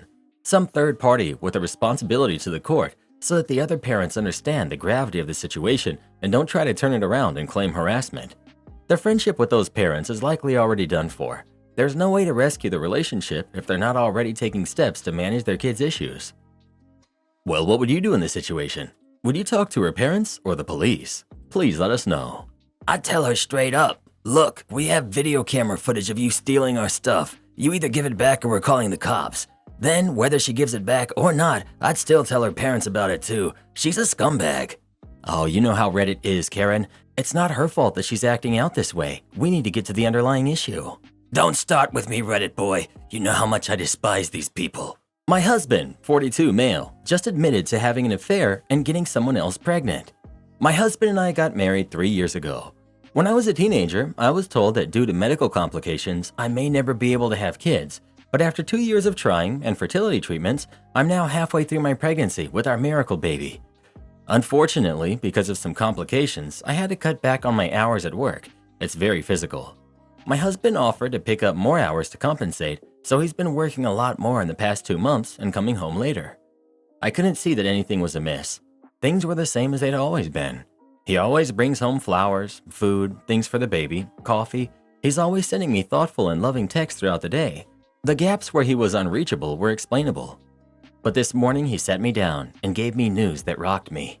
He told me he's been having an affair for the past 6 weeks and that his affair partner just found out that she's pregnant. He says that if she decides to keep the baby, she's going to raise it by herself and that they mutually agreed to end the relationship already. He wants to make things right. I don't know how things can ever be made right again. He just wants to move on from this, what he's calling his transgression. How do I ever forgive him? How do you deal with the unthinkable? How do I learn to live with the idea that my kid's sibling might be out there somewhere someday? Most importantly, how do I learn to move on like he wants me to? Edit. I have an OB appointment for unrelated medical reasons tomorrow, at which I will make sure to request extensive testing. I have plans to meet with a lawyer on Monday. I'm talking to my sister to see if I can stay with her. My relationships with much of my family are not good, but I have a pretty positive relationship with her. I will not be seeking other options other than having my baby due to being pretty far along and having been told in the past I would not conceive. Regardless of what my husband has done, I love my baby. Edit 2. I saw my OB on Friday and will hopefully have some results soon. Fingers crossed for all negative, within the next few days. I'll meet the lawyer tomorrow and go from there. My sister advised me to stay in the house that my husband and I co-own until I talk to a lawyer. This has been such an emotionally harrowing time for me. He's acting like everything is normal. All I want to do is sleep. I keep telling myself that it'll be over soon. It sounds like he has no remorse, and the only reason the affair ended was because she got pregnant. How could you possibly trust a man like him? It sounds like he is minimizing his affair. If she keeps the baby and they still work together, I highly doubt he will completely cut things off. She'll be in his life from now on. Are you okay with that? Personally, the baby would get my maiden name and I'd serve him with divorce papers and child support. My dad is pretending I'm not getting married. So my dad has always been a very show-off type of person. Announcements about grades, telling everyone how great his daughters are doing, telling off my sister for having a job he can't show off. When he divorced from my mom, he was a good parent for a while, and then he met Eva. Eva is way younger, has had a lot of work done, and used to send him flirty messages when he was still married. They got married very early on in the relationship because they've known each other ages. She told him not to text us too much because we're adults. She texts his phone all the time. She forbade him from seeing us Christmas Day or St. Stephen's Day because he needed to be with his new family, and it would have been disrespectful to her for him to see his ex-wife, and she's overall been an absolute nightmare. And he follows everything she tells him to do. Now I'm getting married and told my dad he's invited, but she's not. I've met the woman once and I don't like her. Plus, I know my father isn't a great person and he'd be making jabs at my mom about being older than Eva, etc. To make it fair, my mom's boyfriend is also not invited, although he's a sweetheart. My dad's answer to my invite has been to pretend nothing is happening. I sent him a save the date and he sent me a thumbs up emoji. He hasn't asked me once about the wedding, not even the venue, even though he told me shortly before meeting Eva that he was looking forward to me and my sister getting married and how excited he was. Myself and my fiancé are different religions and cultures, so everyone's had lots of questions about how we're handling that. Turns out he hasn't told Eva I'm getting married and he hasn't told anyone else, so he's just planning to say he has a work trip and come to the wedding. I don't actually think he's going to show up. I think he'll say he is going to and then not show at the last minute. But my sister thinks he'll show up with her and make a whole scene because he told her Eva has just as much a right to be there as your mom. Anyone else dealt with something similar? Do I need a backup to walk me down the aisle? Why isn't my mom's boyfriend invited? My dad will for sure not show up if I invite my mom's boyfriend and not his wife. My mom understands that even though my dad is not the best dad ever, I still want him there. They haven't been together that long, so she's okay with her boyfriend staying at home. Plus, then he can stay with the dogs and she doesn't have to worry about getting a dog sitter. Most of the family is going as well, so there's nobody to look after them. Update. So it turns out my dad ended up telling Eva about my wedding and telling her that she was invited to the wedding to avoid problems. She got herself a dress, booked a hotel, etc. My dad tried to convince me to invite her, but his biggest selling point was that he thought it would be an amazing time to introduce Eva to my mom and my mom's whole family. Why he would think my mom wants to meet her is beyond me, and that she would feel excluded otherwise. He always rubs in our faces his new family, even calling it his new family. Keeps canceling every dinner he sets up with my sister due to some emergency involving Eva, or tells us to call Eva mom. Both me and my sister are way beyond the point of calling some random person mom since we both moved out, and he's being ridiculous. He called me again and again trying to convince me, and I said no, explaining that I knew the only reason he wanted to bring his wife to the wedding was to upset mom, and that I wasn't going to let the two of them do that. He makes jabs at my mom every time he's around her about how great his new wife is. I thought the whole thing was over until I sent him some information about the wedding, and I guess he started feeling guilty and told us that he booked the flight for Eva as well, and he booked himself on the same flight as my mom. Changed his whole flight plans just so he could be on the flight with her, so that my mom and Eva could still meet. AKA, he could rub his new wife in her face and try and mess with my mom's head by putting her down and making comparisons. And then Eva would just go off and shop while he was at the ceremony. I'm not sure if this is true or if he was going to try and bring her to the wedding and hope that she didn't get kicked out. I'm trying to convince my mom to change her flight so she can't get inside her head 12 hours before the wedding. I don't know if I should uninvite him. It's sad that the situation was unfair from the start. Mom's boyfriend didn't blow up the family. Mom's boyfriend isn't canceling for BS reasons on the sister. Mom's boyfriend isn't a jerk. He should have been invited so he could sit in the middle seat between mom and dad. I genuinely don't understand why you're even still considering to invite him. Well, what do you think? Should OP invite their dad to the wedding or not? Please let us know. I know he's your dad and all, but the guy's I can't say it on here. We're not allowed to say words like that.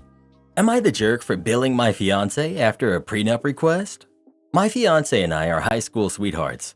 He lived here about 3.5 years in college, but I left him because the last 2 years he quit his job, complained nonstop about failing classes, but did nothing but sleep and play video games, didn't pay his share of the bills, but expected me to do all of the cleaning and cooking while working 2 jobs and school full-time. Then he was mean to me. Time passes, he went to therapy, graduates, stabilizes, and honestly became such a good man.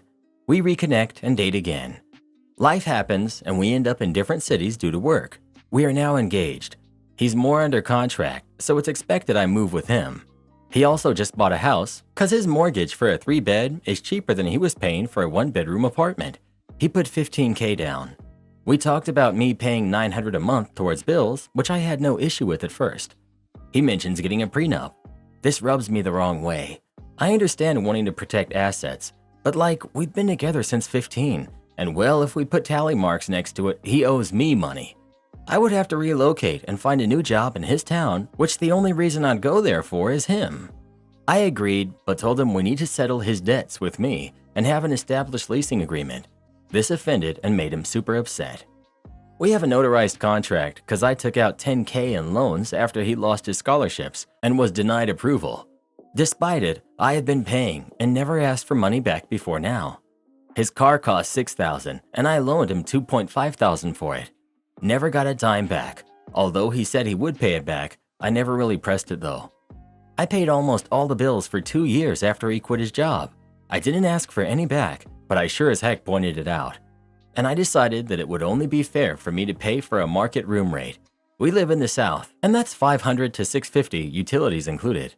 I also started requesting half of the vet bills as kitty support, since one of our cats has diabetes.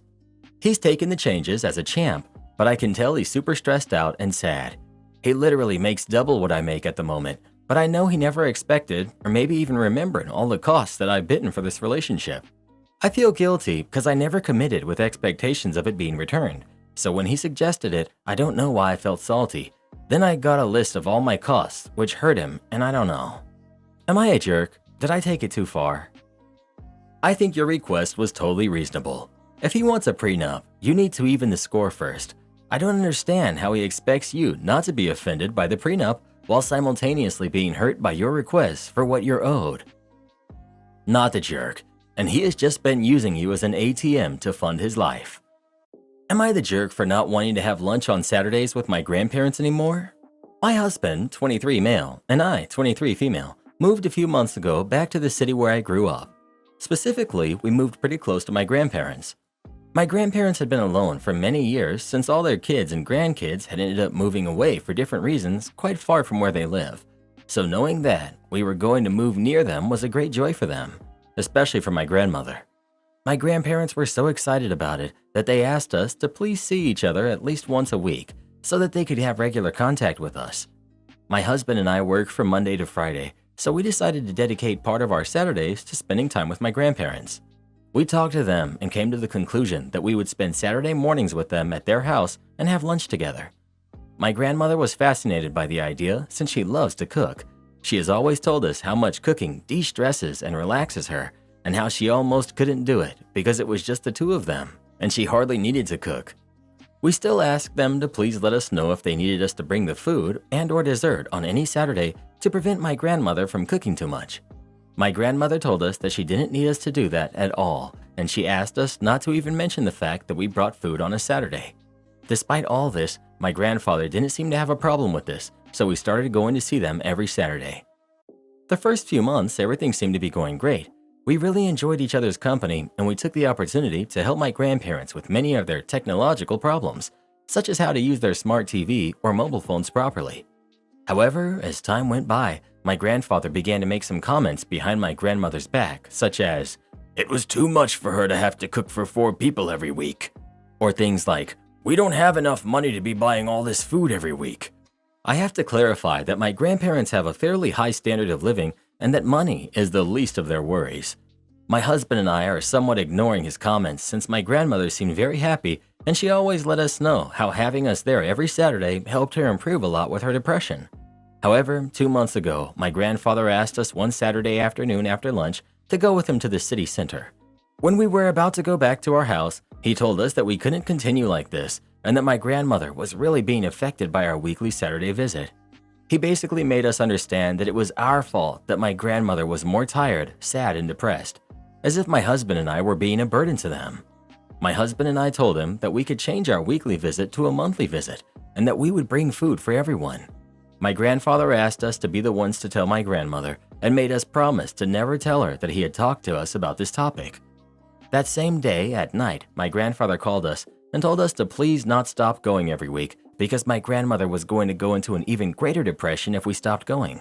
My husband and I didn't know what to do and began to feel quite uncomfortable about our weekly visits to their house. 3 weeks ago, my grandfather came to our house to talk some things over with us. He told us that he had tried in every way to please everyone, but that it was definitely too much of an expense for them to have us there every Saturday, and that we had to stop going every week. My husband and I agreed in a coordinated manner. After all, we were finally going to be able to have Saturdays free for ourselves, so we didn't give the matter much more thought. On Friday of that same week, my grandparents called me on speaker to ask us what we wanted to eat the next day at their house. I couldn't believe it. I told them in a polite way that we wouldn't be able to go to lunch with them for several weeks, but that we would stop by on Sundays to see them quickly in the morning. When I hung up the phone, I received a message from my grandfather letting me know how disappointed he was in me for making my grandmother feel so bad about our weekly meal at their house. I sent him a voice note telling him that we were going to be busy on Saturdays for real and that I was just doing what he asked of us. My grandfather deleted the message from our conversation on WhatsApp. Since then, 3 weeks ago, we have not gone back to eat at their house again. My parents and my husband say I'm right, but a part of me feels that my grandmother believes that we're the ones who don't want to go and be with them, when in reality, it's my grandfather who forced us to take this step. Am I the jerk? Update. I'm meeting my grandmother tomorrow to talk. I told her I'll take her shopping and we'll go out for breakfast. I'll update you with what happens next. Update 2. I must clarify that I've tried to invite them home several times and my grandfather has refused, giving my grandmother excuses as to why they couldn't come. We've invited them to lunch at our house and even offered to pick them up and take them back home so they wouldn't have to drive. But my grandfather literally told us that he doesn't feel comfortable eating food that isn't made by my grandmother or a restaurant. I should also clarify that I always help my grandmother cook while I'm there. I've tried to bring food twice and it's resulted in great anger from my grandmother, saying that she does not want us to bring anything, and a look of disgust from my grandfather towards the food that we've brought. I know firsthand that his financial situation is good because my grandfather usually asks me for help with his phone and he almost always leaves his bank application open. So I have perfectly seen the money he has in one of his banks, and it's a lot. Update. Yesterday I went out with my grandmother in the morning. I didn't really know how to approach the subject, but I finally found the time to tell her everything. She didn't believe me at all when I told her.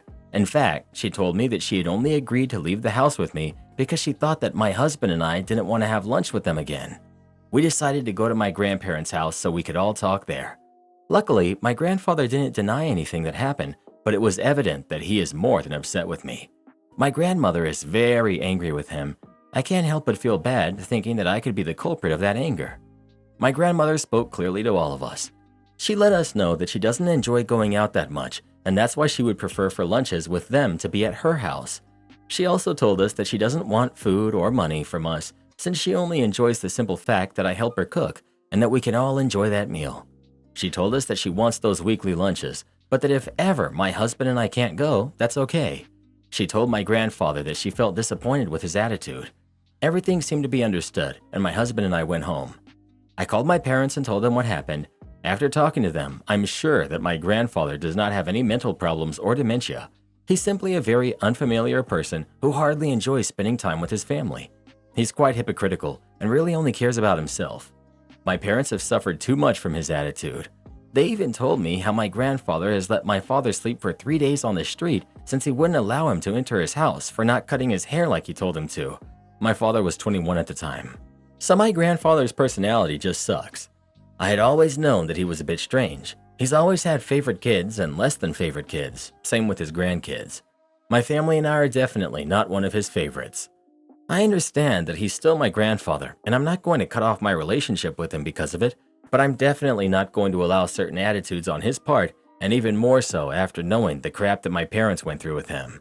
So for now, Saturday lunches will continue to happen every week at my grandmother's request. I know that my grandparents have not spoken to each other since the conversation we had yesterday, so I don't know how long this angry situation between them will last and how long my grandfather's anger towards my husband and me will last. The grandfather sounds like a major piece of work and a miserable person to be around. I do feel bad for the grandmother having to deal with someone like him. Grandpa sounds like a miserable, selfish jerk. Deliberately deplete my prepaid phone balance? You will pay for it 1,000 times over. I went to middle school in the early 2010s, right before smartphones really took off. I got my first phone right before starting 6th grade. It was a slide phone with a pay-as-you-go plan that cost 10 cents per minute for calls and per text message sent or received. Worse yet, sending or receiving photos cost 25 cents each. It was very expensive, and my parents only gave me $100 a year for this. If I exceeded that amount, I had to cover the rest with my limited birthday and Christmas money I had. Fortunately, most of my friends were good about helping me preserve the balance.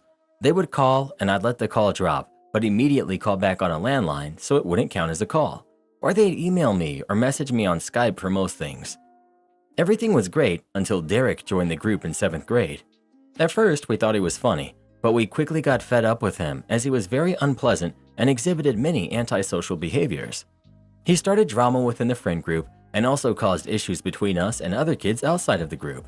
He was manipulative and always played the victim when others rightfully called him out on his BS, and he knew how to charm parents, so getting rid of him was easier said than done. He was the one friend who didn't respect my phone situation. He very frequently texted me dumb memes, even though I told him multiple times to just email or Skype them to me instead, since picture text messages cost 25 cents each.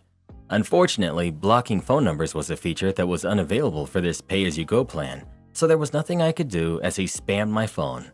One day, he got mad at me for some reason and spammed my phone with memes. He must have sent me over 100 lolcats over text. He kept sending them until I lost service since my phone balance was depleted. I had lost the $40 remaining in my account as a result. I was extremely upset and demanded that he pay me the $40 he had cost me, and he refused and said it wasn't his problem. I got home from school really upset and told my dad about the situation, expecting him to go and tear Derek's mother a new one and demand the money. But my dad said that it wasn't worth the battle. I even asked him about a small claims court, but he said that not all battles are worth fighting and that the effort wasn't worth $40.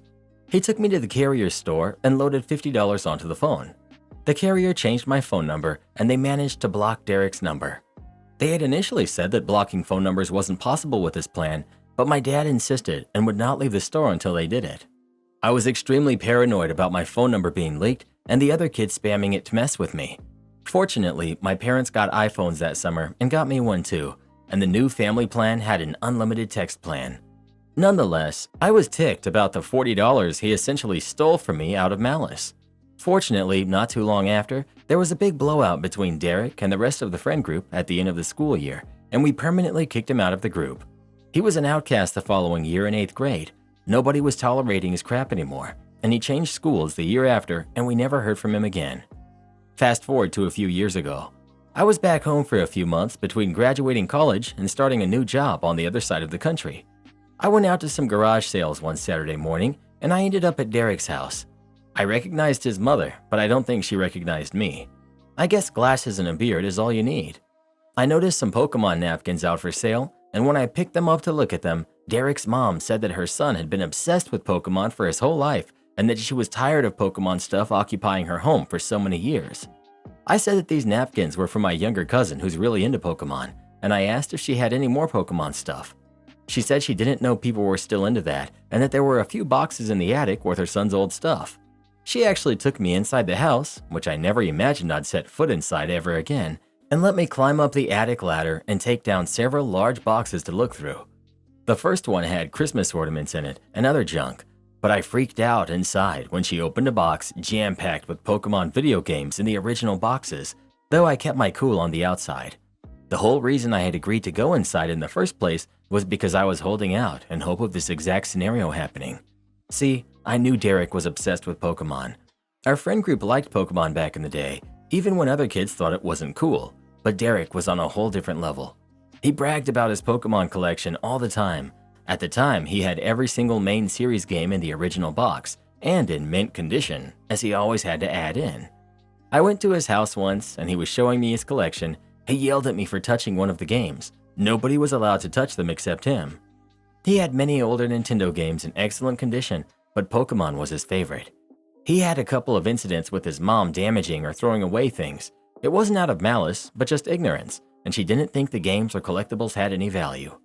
Fast forward into the present day. I was thinking about this when I asked his mother if she had any other Pokemon stuff. She ended up bringing out the mother load. We opened all the boxes she had me bring down. Within the boxes, there was the beloved collection of Pokemon games, all very well preserved, as well as several Nintendo consoles, hundreds of games, 24 binders full of Pokemon cards, and there was also a box of many Lego sets with the original boxes and everything, and many old Star Wars Lego sets. When I saw Jango Fett, I knew I struck gold. I told her that I liked old Legos as well, and asked her how much for the 5 boxes of games, cards, and Lego sets, and she thought for a second and said $100 a box, or $400 for all 5. I told her I would take it all and hauled off to go to an ATM. I loaded the 5 boxes into my dad's truck and immediately drove home. I knew there were potentially tens of thousands of dollars of goods in there. That was the score of a lifetime, and I finally felt vindicated for the $40 Derek had taken from me all those years ago. I ended up giving away all of the stuff to my uncle, who's a hobbyist and eBay reseller. He offered to sell it all. He was willing to go through the effort and sell everything individually, and despite my insistence, he said he wouldn't take more than a 10% cut of the profits after all fees and taxes. He went through and logged every single item along with the estimated value, and the total of the whole lot was about $40,000, which was a poetic number since this was 1,000 times the value of what Derek stole from me all those years ago. My uncle sold most of the lot before the end of the summer and ended up writing me a check. Though it was considerably less than $40,000, it was still a life-changing amount of money for me. I was able to pay off my remaining student loans and put the rest towards a down payment on my new car. Homeless Karen demands to live with me. I kicked her out. So I'm 22, female, and my boyfriend who's 24 has this friend, another female who's 25, who moved in 4 months ago because she had nowhere else to go. Now, I didn't mind having her here as long as she respects our boundaries and the rules around the house, but that's definitely not it. She's very loud, comments on everything, and just does inappropriate stuff in general, and excuses it for being a Latina and says that that's just how they are. She doesn't help at all, besides maybe cooking sometimes, but doesn't clean up the mess she makes, and she invites people over whenever she wants. She changes in the living room in front of us, and I asked her to change in her room, but her excuse is that she was trying to feel like home, and then she suggested that I should do it too, as it will strengthen my bond with my boyfriend. I talked to my boyfriend about how I'm kind of uncomfortable with this whole situation, and he told me not to overthink it, and that she's just very unbothered and cool. She always interrupted our time together, and would sit between us during a movie, or take my space while I took a bathroom break, and she cuddles him in the most unfriendly way, and when I asked jokingly if she was trying to take my man, she would excuse it on her ethnicity and say that that's how they grew up, so I knew I had to ruin this Friday night they had for them. I went up to them and she was all over him as usual. I called my boyfriend, and when he was about to get up, she said how it was their favorite part and that he could leave later. I insisted, but she kept pulling him, so I went and pulled him to our room, discussed how what she's doing is really upsetting me and I no longer want her living with us, and he agreed I had the right, but that she has nowhere else to go and that I'll have to wait until she finds a job, which she's not even trying to get. While talking, she came up and tried to open the door, which was locked, so she started knocking and we just ignored her until it got louder, and he asked her to leave, but she got even louder and then started saying that I ruined their only time that she gets to spend with him, which obviously is not the case.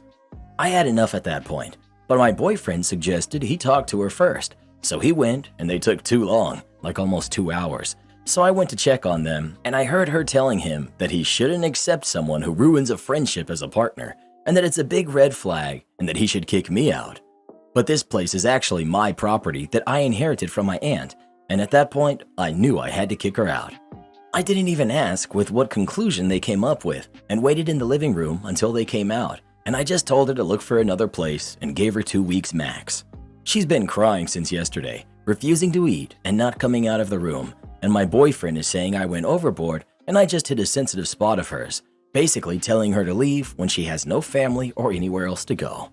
So, am I the jerk? Update. Thank you everyone for the advice and for helping me open my eyes to the real issue. It was past midnight when I posted that, and my life literally took a 180 in less than 24 hours. It's been overwhelming, and I didn't expect this would reach so many people. The comments were like a slap in the face that I really needed. Apparently, I was too blind. Yeah, I guess my boyfriend isn't who I thought he was. He's been trying to give her food to calm her down, and he literally took a day off from college and work. He goes on Sundays too, which he never did for me, and he never even got days off from his classes unless really necessary with proof. Nursing. I don't know how he managed to get a day off. I really wanted to make sure it was what it looks like before deciding my next move. I prepared lunch way before time and asked him if he was around for lunch, and his response, "I'm trying to get her to have breakfast, and you're talking about lunch. You're becoming unrecognizable." Yeah, I didn't know where to reply, so I just asked again, but he said we can have lunch together if she's willing to join us, as it's rude for us to eat without her.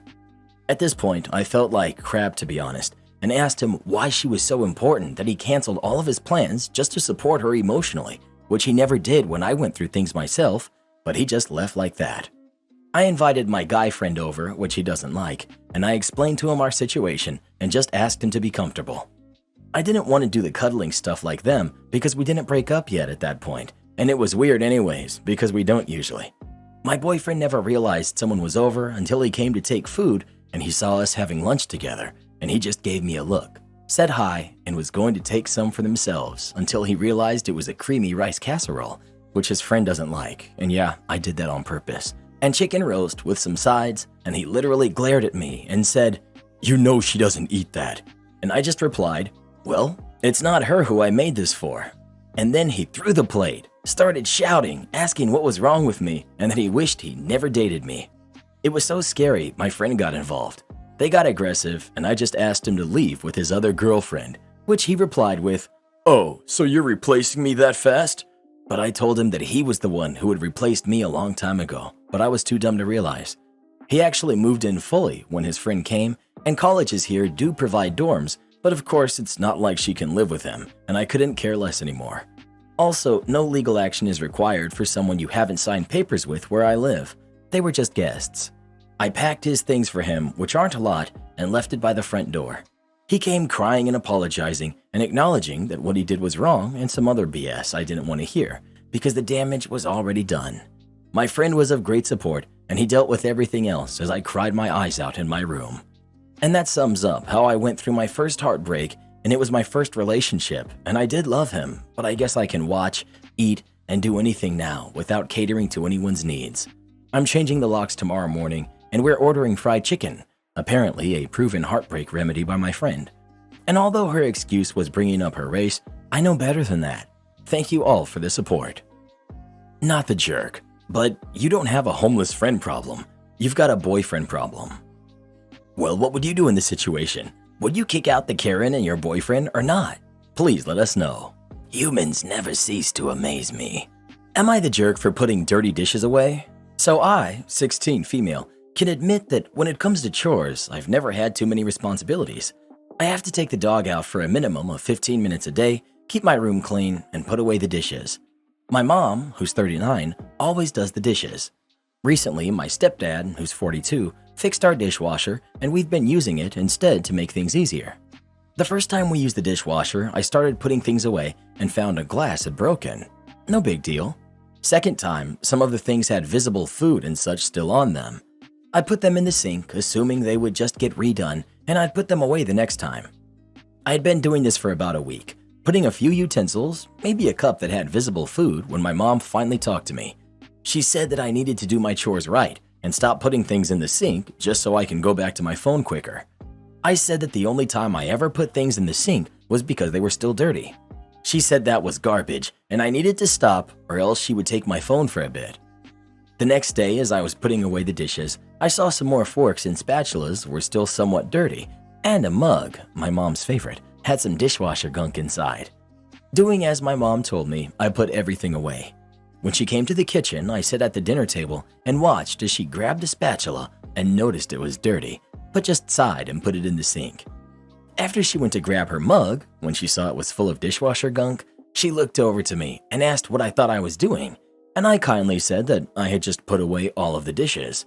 She blew up and said that if something was obviously dirty, I should put it in the sink and not put it away. I pointed out the flaws in her argument. After that, she took my phone for the day. I don't think I did anything really wrong, but I want to know, am I the jerk? Edit. I'd like to start off by saying thank you for everyone's input. I do see how most of you see that I'm the jerk, so I'm talking to my mom tomorrow. One thing I will also be doing is telling her that sometimes I would like her to listen to what I'm going to say, even if I am in the wrong. One last thing I would like to mention.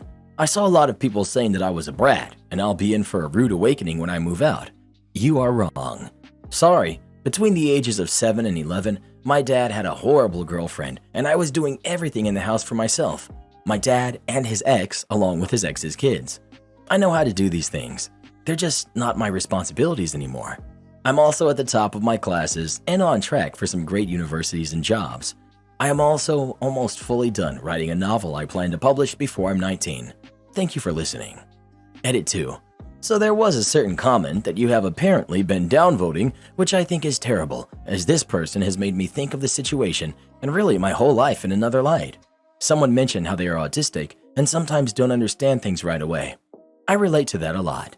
And when it comes to me mentioning what happened with my dad and his ex, I never wanted to use that as an excuse. I didn't mean it that way.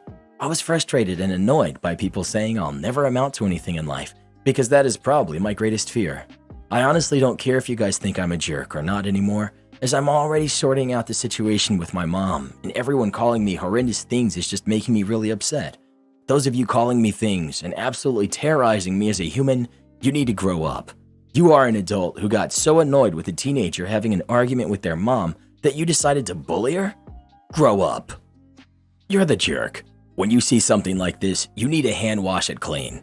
Long term, you need different dishwasher soap or a better dishwasher if it's not cleaning your dishes properly.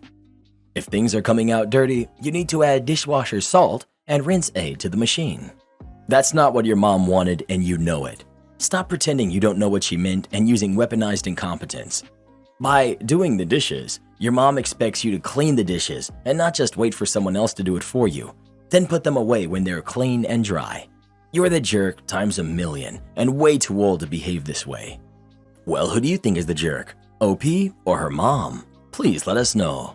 Nothing like a little malicious compliance when it comes to your chores. Reminds me of the time my dad told me to cut all of the grass in the backyard. Let's just say he wasn't happy when he saw what it looked like. I babysat Karen's kids, but now she's refusing to pay me after snooping through my phone.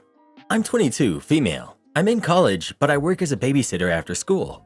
I've been working for this mother since I was 20, and she had never had any complaints about me, and because her kids love me so much, that's why I've stayed with her for 2 years. I have a friend who was asking me what it's like to work with kids. I said it's fine, not great, but not too bad. Kids can be tiring, you just have to control yourself and don't let tantrums get under your skin, and it's gonna be fine. I said that even though I'm a person who doesn't generally love kids, because I've held this job for 2 years with 0 complaints, it's proof that I know how to deal with kids and how to throw away my personal feelings when it comes to work. I told my friend that through text message, and I was just giving her my raw experience and opinion. Now, 2 weeks later, I was at the lady's house and I left my phone charging, but I got notifications from said friend. The lady was still home and noticed my phone getting bombarded with notifications, so she for some reason opened it, and I guess she knew the PIN code because I sometimes give the kids my phone to play games. She took screenshots from the chat and airdropped them to herself, then left. I didn't realize that until my duty was finished and I went home saying that she hadn't sent me the payment yet. I waited until it was later, then I texted her, but she sent me the screenshots saying that I'm an awful human being and I don't deserve money and she doesn't want to see me in the house again. I already found a new job, but my friend told me I should report the lady for refusing to pay me, especially since she waited to fire me until after I had finished babysitting for her. Not the jerk. I'm glad you'll never work for her again, because anyone who would go through your phone without your permission is a problem. Anyway, you need to get paid for your services, and hopefully the texts speak for themselves and don't make you look like she's trying to portray you, and that'll be clear to anyone who sees them. I hope this doesn't have any lingering effects on your ability to work for another family. My boyfriend refuses to propose to me. I got revenge. I'm 29, female. My boyfriend is 31, male, and we've been together for 7 years now. I had voiced that I wanted to be engaged before the 4-year mark. He agreed at the time. When we were half a year from reaching our 4-year anniversary, I had revisited the topic of marriage, and I told him I was expecting to get married. He was finishing up his master's program at the time and said he wanted to get out of student debt again and get his finances in order. I bit my tongue and I understood that we're partners and I can try to meet him halfway. He earns good money and we already moved in together 2 years into our relationship, and we did long distance when he was in his master's program. My job is remote, so I moved to his hometown 3 hours away from the original. I've been seeing all my friends and cousins get married, and it's hard to feel happy on such a joyous occasion when your ring finger feels so empty and everyone starts asking you. Lately, my partner has been thriving in work and enjoying his new life, and it's almost as if he forgot about our personal goals. When I initiated discussion again, I could sense he was dragging his feet. He didn't have enough money for a ring or savings for a wedding, when he would very well buy the motorbike he always wanted since he was a kid.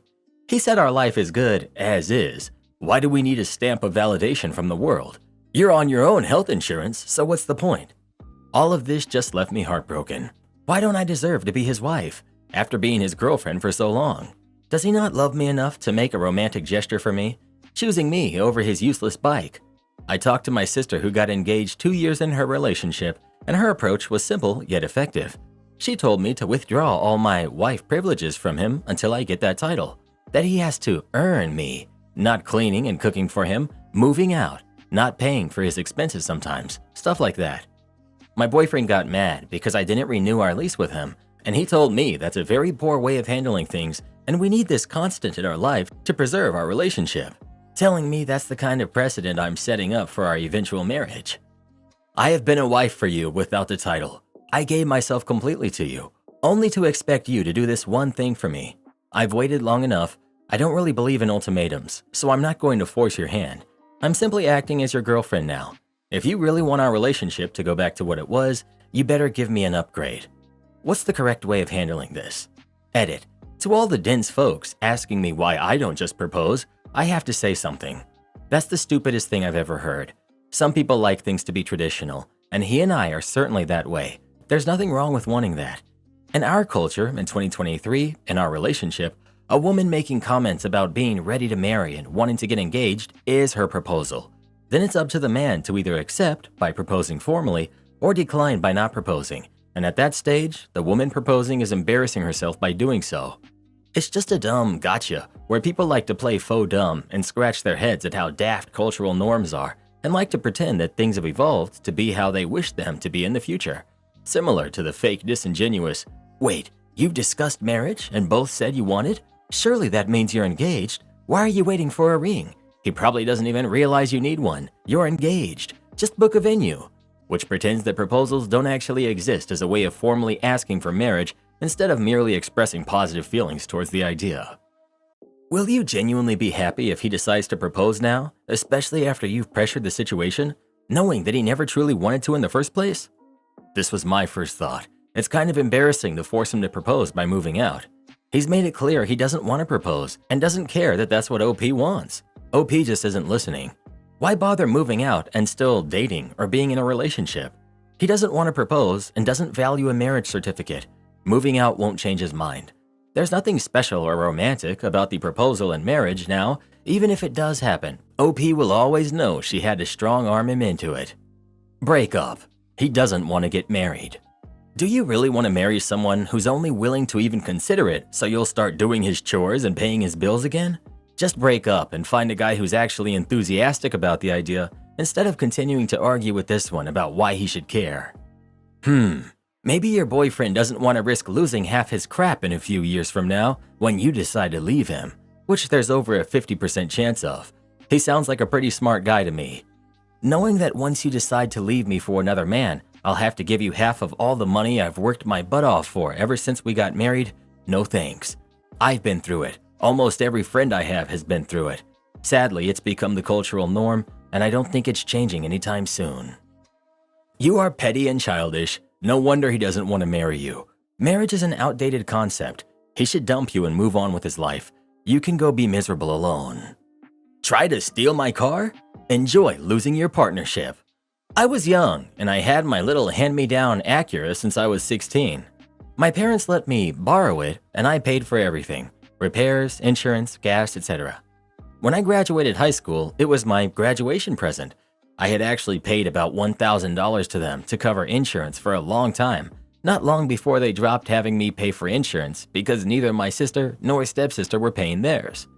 My stepdad was a mechanic and specialized in cars made for racing and car shows.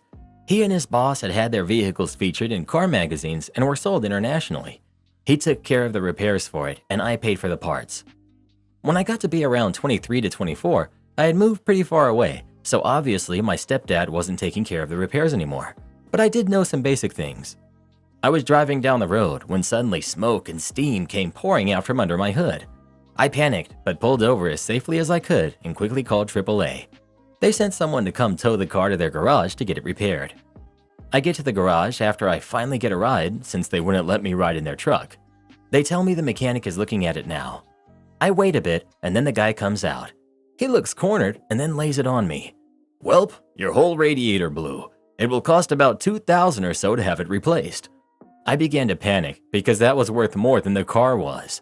Then with a slight smirk, he says, "I'll tell you what, I'll pay you $2,000 and just take it off your hands for you, since its repairs are worth more than the car itself."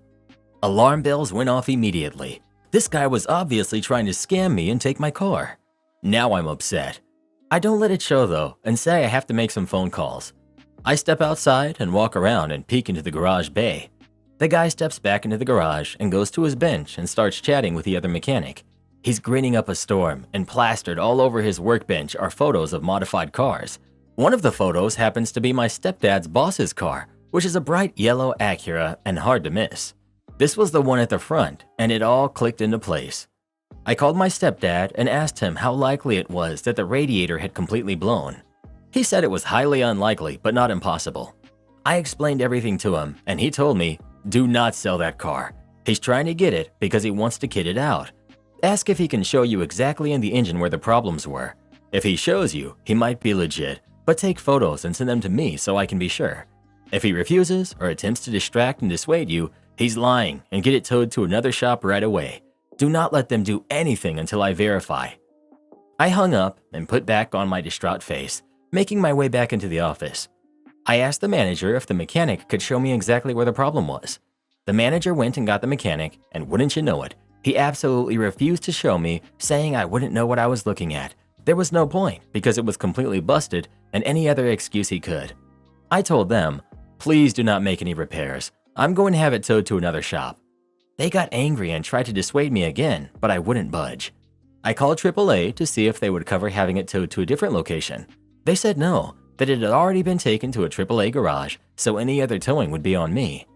I arranged my own tow and had them tow it to a shop right next to where I was living that had the best reviews in town. The reviews all made a point of saying that they never tried to get people to do unnecessary repairs and often did their best to save people money. One even said they had taken it to a different place and they tried to get him to do a bunch of stuff before being brought there and told most of it was completely unnecessary. After I had it towed, I got a call from AAA again. They wanted to know why I was having it towed to a different shop, as it seemed very odd and they were following up on that request. I told them everything. The lady was silent for most of my story. She asked me, "Do they have AAA logos on their vehicles?" I confirmed that they didn't have just one, but no less than 6 AAA logos on each tow vehicle they had, and was prominently displayed on their website, and pictures of their trucks were on there too. She stayed silent for a while and said she would call me back again before hanging up. The other shop looked over my car and everyone was super kind and friendly. The mechanic came and got me from the waiting room and took me back to the shop. He pointed into the engine. "See that hose there? It's the factory hose. It's over 20 years old. It ruptured because it's so old. I'm surprised it lasted this long." I asked what about the whole radiator being blown, and he looked at me like I had grown several heads. "What? No, of course not. I even tested it and it was fine. Well, beyond its labeled rating. Whoever told you that was lying." He went back into the office and I explained everything to them and they looked at me horrified. Again, the mechanic interjected, "What a jerk. How dare he lie to try to steal your car like that? What's the shop's name so I can make sure no one I know ever goes there? Trying to say it will cost $2,000 to repair when it just needs a $20 hose replaced." They fixed up my car and after I got it home I got a call. It was AAA again and the lady asked if I had any updates. Boy, did I fill her in. I didn't leave anything out. Everything the mechanic had said, the discrepancy in the repair costs, the actual repair required. She was silent, but I could hear her fingers madly typing away. Once I was done, she said, "I'm so sorry for what happened. We take these things very seriously. Don't worry, they won't get away with this." A week later, I checked on that shop. All the AAA logos were gone, and they were no longer listed as being a AAA-approved business. Would I be the jerk if I accepted an offer to work abroad against my husband's wishes? I, 26 female, got an offer from my boss to move abroad next year for 6 months to open a new branch of our agency and be a branch manager. It's a 2-hour flight away. It's an incredible offer to get at my age, and I worked my butt off for the past 2 years as a project manager and team leader to get here.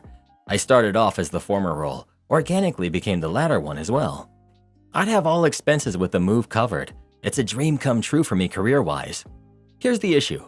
My husband, who's 29, doesn't want to move.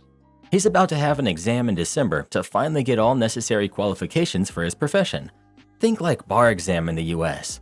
His salary would go up, and he'd be able to be independent. But only in our country. I'm not sure he'd be able to find a job abroad, and he really doesn't want to move. I'm making 3 times his salary, and we'd still live comfortably, but understandably, he doesn't want a break in his career, especially when it's finally going to take off. He wants to save as much as possible to buy a house, have kids, etc. I want the same, but not necessarily now, perhaps in a year or so. We don't have enough saved to do it earlier anyways, and I want to negotiate my salary for the new position so that we would still be on track with all these plans. For a little context, he's always been more domestic, doesn't care to learn more languages or travel, which is fine. I, on the other hand, consider myself more of a cosmopolitan person. I speak 3 foreign languages, and I'm currently learning a 4th one. Always dreamt of international career, whether it's about being able to travel or just move abroad. During our relationship, I did move abroad twice for more than a year, so we know that long-distance relationship is doable, but when I came back 3 years ago, we discussed that we don't want to do that anymore, so I stayed. When we talked about the opportunity, he instantly became cold and short with me. We're speaking, etc. normally, but anytime the topic comes up, he gets annoyed. Doesn't say no to me going alone or with our dog, but isn't happy for me nor wants me to go. Would I be the jerk if I accepted the offer? Edit. Okay, I see a lot of comments that we're not compatible due to him wanting to stay and me going abroad. When we met, we both wanted to live abroad. He was meant to finish his degree and join me, but turns out you can't find a job in his field outside of the country unless you're a genius. Neither me nor him knew that. It's not like he hates traveling, he simply can't due to his work. Yeah, he's now used to that. Me, not so much. 3 years ago when we came back so that he could continue his career, we agreed to stay in one place for a longer time. Until that point, me, him, or both of us moved at least once every year, either together or one of us. It wasn't a promise that neither of us would go anywhere ever. It's been 3 years in one city, the longest I've ever lived in one city since childhood.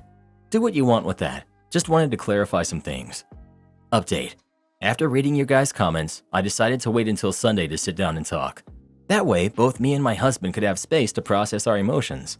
I noticed that my excitement was clouding my judgment, and reading how many of you were saying that my job is more important than him really made me take a step back from thinking about the possibilities and focus on the present. Plus, I had to leave for the weekend to attend a course in another city, so Sunday seemed like a good time. After I came back, my husband picked me up and almost immediately said, "Let's go." I didn't get what he meant, so I asked where, and he said, "To move to that country. I just have 2 conditions. One is that you will have a proper contract that states every single expense the company will cover and that you will wait until my exam to make the final decision on the specifics. As for now, I can't process thinking about the move. I have too much on my plate." I was floored. I asked him if he was sure, and what about his job and career? He said that yes, he's sure, as he has always wanted to live in that country for a while someday, and this seems like a good moment. That he will be able to find something, and if not, we'll still be fine as long as it's only for 6 months. Yesterday I talked with my boss and asked if we can come back to the planning in December, as it would still give us enough time to organize everything until March, his deadline for the project to start. Explained to him that my husband needs to focus on his exam now, so we won't be able to plan the move. Fortunately, he understood, and after a bit of back and forth, said that the offer is on the table before Christmas. Perhaps very anticlimactic for everyone suggesting divorce or me leaving to go be a girl boss I always wanted to be. But life is about balance and compromise. Sometimes just not between the parties that we thought. It's not me versus my husband, but us against the world. Or at least my boss's request to decide about such a huge thing in a week. Especially that it wasn't my goal in the company. This is literally the first time someone other than a co-owner would leave for months to open a new branch. You didn't compromise anything for your husband. OP. I compromised with my boss on the deadline, not with my husband, that's true. But my husband isn't someone to be forced to do things he sees no benefit in. He actually likes the country a lot, and is excited that we can move there with all expenses covered. I think he was shocked and scared at first, which is understandable. If the roles were reversed and you heard him bragging on Reddit about compromising, would you feel good about that and respected? Put yourself in his shoes, but I bet you won't because you're not willing to do any introspection. OP. I don't know if you're projecting here or what, but my husband is a grown man who doesn't need babying and can make his own decisions, such as with him wanting to move and having certain conditions. He always thinks carefully before deciding on something, and when that moment comes, he has decided. If I went to him and started asking if he was sure, whether he feels pressured, etc., he'd be like, I gave you my stance, did I not? Then stop digging.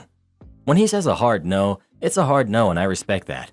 When I say absolutely not, guess what? He also stops pushing. In this situation, he simply needed time to come back with yes, hard no, yes, but. What if he said hard no to the move or long-distance relationship? I'd probably sulk for a while, but stay. Once my initial excitement wore out and the feedback I got put me back on the ground, I agree that it's a lot to ask someone and wouldn't be okay to push against him. Am I the jerk for blowing up at my boyfriend for finishing a tub of sour cream in one day?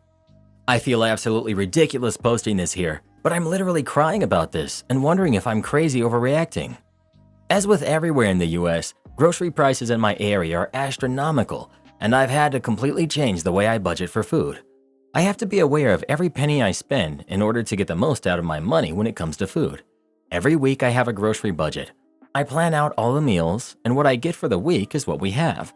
I do not do extra grocery runs during the week unless it's absolutely necessary. My boyfriend pays for about 30% of the groceries, and I pay for 70% because he pays more for utilities, so it evens out. However, I always tell him if he wants additional food or if he's still hungry, he can get it himself. Keep in mind, we are not portion restricted.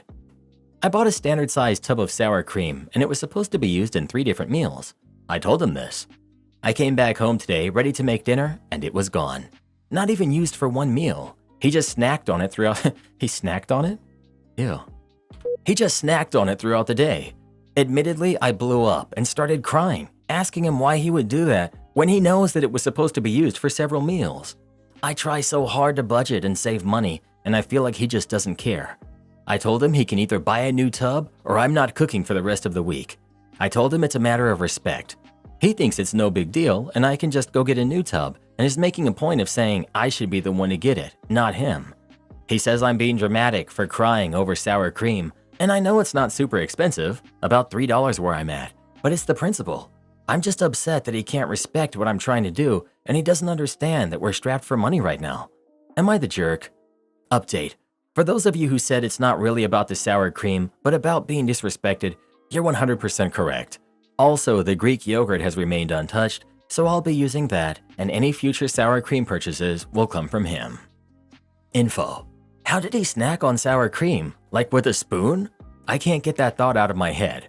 For everyone responding, just put some seasoning in it and it's a dip, that's not what boyfriend did. And that's still weird to eat a full thing of dip in one day. I think there's some people here that aren't properly grasping that sometimes $3 is a big deal because you just don't have it. Not the jerk. Not the jerk, that's infuriating. Make him take on all of the mental load and responsibility of grocery shopping and you pay for the utilities. He'll learn how much he disrespected your money and time. Your arrangement doesn't seem equal if you're spending way more time and effort to fulfill your portion. Just saying. You're the jerk. You know you're privileged when the only thing you can complain about in life is your boyfriend eating the sour cream. You sound like a very pleasant person to be around. If my boyfriend ate all the sour cream, I'd be like, dang babe, you must have been hungry. Am I the jerk for telling my husband the inheritance from my grandparents should go to my sister's kids if anything happens to me? I, 31 female, came into a very good amount of money once my grandmother passed last month. We're still sorting out the details of taxes and retirement and so on. Just for some background, both my parents and grandparents own fairly successful companies and made my husband, who's 33, sign a prenup agreement when we got married. My husband was fine with it at the time and for the most part still is. Now that some of that money is starting to come to us via my grandma's passing, things got a bit weird. We don't have kids and are still kind of on the fence about if we actually want them in the future. However, my sister has twin boys and I love them dearly. I'm extremely close with my sister, but not so much with the rest of my family. My husband has 3 nephews and 2 nieces on his side, and I'm not very close with any of his family. We get along, but I just would consider us friendly, not close. We were talking about wills to make sure we have everything in order in case anything happens to us. I mentioned that even though we have a prenup, I'd like to try to find a way for him to get as much as possible.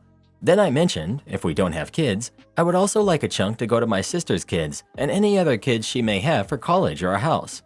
He became very standoffish and asked about his side, mentioning it wouldn't be exactly fair to not leave any of the inheritance to them. I said I understood where he's coming from, but we aren't close with them, and this money was given to my family. He says I'm being selfish for not including them, but he does see where I'm coming from. He's been making some comments about how he still doesn't think it's fair, and now I'm starting to think I'm a jerk for even mentioning it. I don't know. Am I the jerk? More info. I do need to look at the prenup again. I know the main reason for it was to keep my share of the family business in the family. I know there's a clause in there about him not having them, even if I pass. My parents mentioned another trust they have set aside for me, but I'm not sure exactly the terms. If I pass before I get that though, my husband would not receive any money from it. That's more of why I'm trying to get around it as much as I can. My sister, along with all the other grandkids, also got a very nice inheritance from my grandparents. I want to state again, I want to leave the bulk of the money to my husband and some to my nephews. We are still in the beginning stages of all of this, so I apologize for not having a ton of details. Not the jerk. He can share his share of the inheritance if he wants them to have anything. Not the jerk. You can always do a postnup. Why should your inheritance go to your husband's family as opposed to yours? For now, put the inheritance in an account under your name only, with your nephews as beneficiaries. Make sure that's reinforced in your will, and tell hubby if he gets an inheritance, he's free to do the same. Karen wife demands my son remove a social media post about her. My wife and I are both in our mid-30s, and we have a 14-year-old son. I've been a stay-at-home dad all of his life, while my wife has been more hands-off due to a somewhat demanding job. Still, some basic facts that anyone with even a surface-level knowledge of our kid knows is that he's a good kid. He gets good grades and he's well-behaved. He's maybe a little spoiled, but aren't they all? My point is, I've rarely had to step in and deliver any real punishments thanks to open and consistent dialogue between the two of us. I have a longtime friend who plays in a decently popular local band. He's a father figure to my son, and they also have a very close bond thanks to similar interests. My son has always been the artsy type, and he's so excited when my friend comes over because it means he can show him the latest guitar he's added to his collection or a new riff that he's learned. During my friend's recent visit, he mentioned going on tour soon, and my son was intrigued. After pressing for details, he came to me later and asked if he could go with them on his fall break. He had plenty of promises at the ready, that he would listen to whatever friend said, that he would be on his best behavior, that he would never ask for anything ever again. After talking it out with him, I gave him a maybe. I reached out to my friend for his thoughts, and he was all for it. I figured he wouldn't mind since he has a son around my son's age who goes on tour with him occasionally, another thing my son had mentioned while pleading his case to me. I asked my wife, and after a very brief conversation, she agreed. Fast forward to the beginning of last week when he got packed up and set to leave. My wife asked where he was going. I reminded her, and she said she thought I was joking. I had no idea what part of it sounded like a joke, but she claimed my son wasn't allowed to go. I eventually persuaded her after our kid went to his room in near tears. When he arrived home yesterday, I had never seen him so happy. He got to help the roadies set up for the shows. He got let into bars. He intentionally didn't wash off one of the X's from the back of his hands just so that he could come home with it and show it to me. And friend was singing his praises over how helpful he was. A few hours later, my son made a social media post compiling photos from his time on tour. The caption was a long one, but included such gems as, "This almost didn't happen. Thanks, Mom." And, "Friend spent a lot of his free time with me, unlike my mom." This led to a pretty big argument where my wife, upon being alerted to the post's existence, demanded that he take it down. He refused, so she turned to me and asked me to talk to him. I refused. I told her that while I didn't think what he was doing was right, it was clearly coming from somewhere, and that somewhere was a place in which he was feeling unheard and ignored by her. She's been ignoring me since. Am I the jerk? Edit. To answer a question/comment I see commonly coming up, I'm not encouraging my son to air our dirty laundry on social media. I just don't think the first move should be to tell him to delete it when there's clearly legitimate hurt motivating what he's saying. We're the parents. We can't move on impulse based on our feelings. It might be the gut reaction to ask him to delete them, but instead, I want us to take a pause and come to him with empathy and understanding, where we discuss the matter together and help him decide what's best. As a lot of you are saying, this definitely is a teachable moment, and not one that can be easily impressed onto him by just saying, delete the post, and not reinforcing the why, along with more positive ways to express himself. Edit 2. Please save your get a job comments. I plan to once my son gets his license. However, even if I didn't plan on rejoining the workforce, there's nothing wrong with former stay-at-home partners who choose to be homemakers. My wife and I mutually agreed on this dynamic, and she very much prefers working. This is not a productive addition to the conversation. Update. Hi all, this has certainly been a journey. I definitely knew that there was a stigma against a more gentle approach to parenting, but I never knew it was this large. When my son woke up this morning, I took him out for breakfast where we had to talk about everything. Just as I mentioned in a comment, I wanted to have a talk with him in a way that led him to see what he had done wrong and hopefully independently inspire him to fix the post. Pretty quickly into our discussion, he pulled out his phone and showed me that he already had. He said he had started feeling guilty and changed it the night before. If this hadn't been the case, or if he had refused to make changes, I would have put him on a 2-week social media ban. Because despite what some people in the comments have said, I do set boundaries with my kid. Discipline typically falls on the parent who is around their kid the most, in my experience. We discussed how it can feel good to get things like this off our chests on social media, that it's a thrill to be a little petty and have people see it, but that the excitement is short-lived. Obviously, he agreed as he was already feeling guilty. I suggested journaling, writing a letter and giving it to me, his mom, or another trusted adult that he can vent his grievances to, etc. I reassured him that his feelings were valid and I wanted him to express them, just not in a public arena where, if he gets too used to running to social media, he could say something really inflammatory and awful in a moment of anger and then really regret it. This was obviously an open discourse between the two of us. Social media is a precarious place for young men to be right now in certain circumstances. I feel lucky that I fostered a bond with my son where he can openly talk to me about what he's viewing, his thoughts on social media, etc. It was a good conversation that we've had in the past, and one we will revisit frequently in the future. Thankfully, he has male role models in his life that provide him with positive views on masculinity, so he doesn't need to run to the jerks of the world. Finally, the conversation turned to his relationship with his mom. This part feels incredibly personal, and despite this being an anonymous platform, I'd prefer to keep the nuances of my son's inner emotions regarding feeling ignored to myself. But I can tell you we've decided to have a family meeting before dinner tonight to discuss solutions, like family therapy. I'm committed to helping foster a connection between them in whatever way I can. I think that this best can be done with the help of a therapist or a mediator. My own relationship with my wife and what that will look like in the future needs some fixing as well. Most of all, I want us to be strong co-parents. And quick side note, because I saw it coming up frequently, he wasn't exposed to anything he shouldn't have seen in the bars. He hung out with the other roadies, drank mocktails, but a majority of the time he was by the soundboard. He's very interested in that as a future career path, and this just ignited an even deeper love for live music. I appreciate the concern, but I'm not letting my 14-year-old do more than maybe have a sip of my wine at dinner because he wanted to taste it. Thank you for everyone who engaged me in a polite manner. I definitely agree I was the jerk in some aspects here. I could have acted sooner and rectified the situation last night. I need to work on communication with my wife. I need to do more in supporting her connection with our kid. The advice was appreciated. I'm opening to answering any more questions in the comments. Call me crazy, but I think OP sounds like a really good dad. But you know the people on Reddit are probably going to tear him a new one. Let's see what they thought about him. Of course your wife is ignoring you. You're supporting your son publicly disrespecting your wife because of a simple misunderstanding between you two about the tour. Your son is 14. Yes, there will be plenty of times where he's upset with either of you and will want to vent. But you just told him it's okay to passively aggressively post those emotional and hurtful words publicly. You just supported him in hurting your wife instead of teaching your son to handle those emotions in a healthy and respectful way. I wouldn't be surprised if you always play cool friend to your son and force your wife to always be the bad cop. You're the jerk. I 100% agree with this. Me too. It's important for parents to back each other up. If this guy keeps up the "you and me against your mean old mom" act, he's going to destroy his own marriage. Your kid is still that, a kid. You're the jerk. You're teaching him that airing your dirty laundry in public is A-okay, better than actually talking with your family about your problems.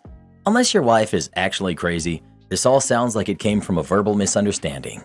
When she agreed, did she say something like, "Haha, yeah, of course he can go on tour unsupervised with a band for a week"? You said the conversation was very brief. Why is your communication so good with your son? It's really not if you won't even tell him you disapprove of what he's doing, but so crappy with your wife. ETA. A lot of your replies keep showing how much time you spend with your friend parenting your son. How your wife is never around. Do you happen to have an art studio in your home for this friend? Yo, I also just read the part where your son was let into bars during this trip, and you were happy about that? You really are a terrible parent. Also, for those curious, he answered the brief convo question in another comment. He said to his wife that the tour lined up with their son's fall break and he wanted to go. She responded literally, "Sounds doable," and that was the last time they spoke about it. Edit for OP's update. Man completely misses the mark in every way. How his wife can put up with this guy is beyond me. Your son edited the post. You told him it was okay. What he wrote was valid, then blamed your wife again for being a distant parent. You never told him it was your fault she wasn't aware the trip was planned without her involvement. Don't plan to apologize to your wife, and don't plan to have your son apologize either. I feel bad for your wife, and worse for your son if you teach him that treating his mom like this is a good example of what a man should be. You weren't the jerk in some ways. You're just the jerk, even now. Period. You're the jerk. Your wife works so you can be a stay-at-home dad to a 14-year-old, and your son hasn't figured out why his mom is busy? You're clearly failing them both, teaching your son to be spoiled and to only respect what you have to say, and showing your wife you're only using her to fund your lifestyle, and her thoughts and feelings are meaningless because she's too busy funding said lifestyle. You have the time and pull to teach your son right from wrong, and it only matters when it comes to you. Your wife has trusted you to not only be a great dad, but to be a great partner by being the one to work, and you failed to do that. Your son should know better than to disrespect his mother in such a public way and get enjoyment from hurting her feelings. She could communicate more, but you and your son are both being inconsiderate about how her time is used, and that's your fault for raising him to value you over her. Well, who do you think is the jerk? OP or his wife? Please let us know. I guess it really is a good thing we don't have any kids because I think OP sounds like a great dad. Do this next. Tap here on your screen to come see our new podcast playlist, where you'll find thousands of hours of the best stories you've ever heard. Or tap the one on the right. That episode is specifically just for you, based on other videos you've enjoyed the most.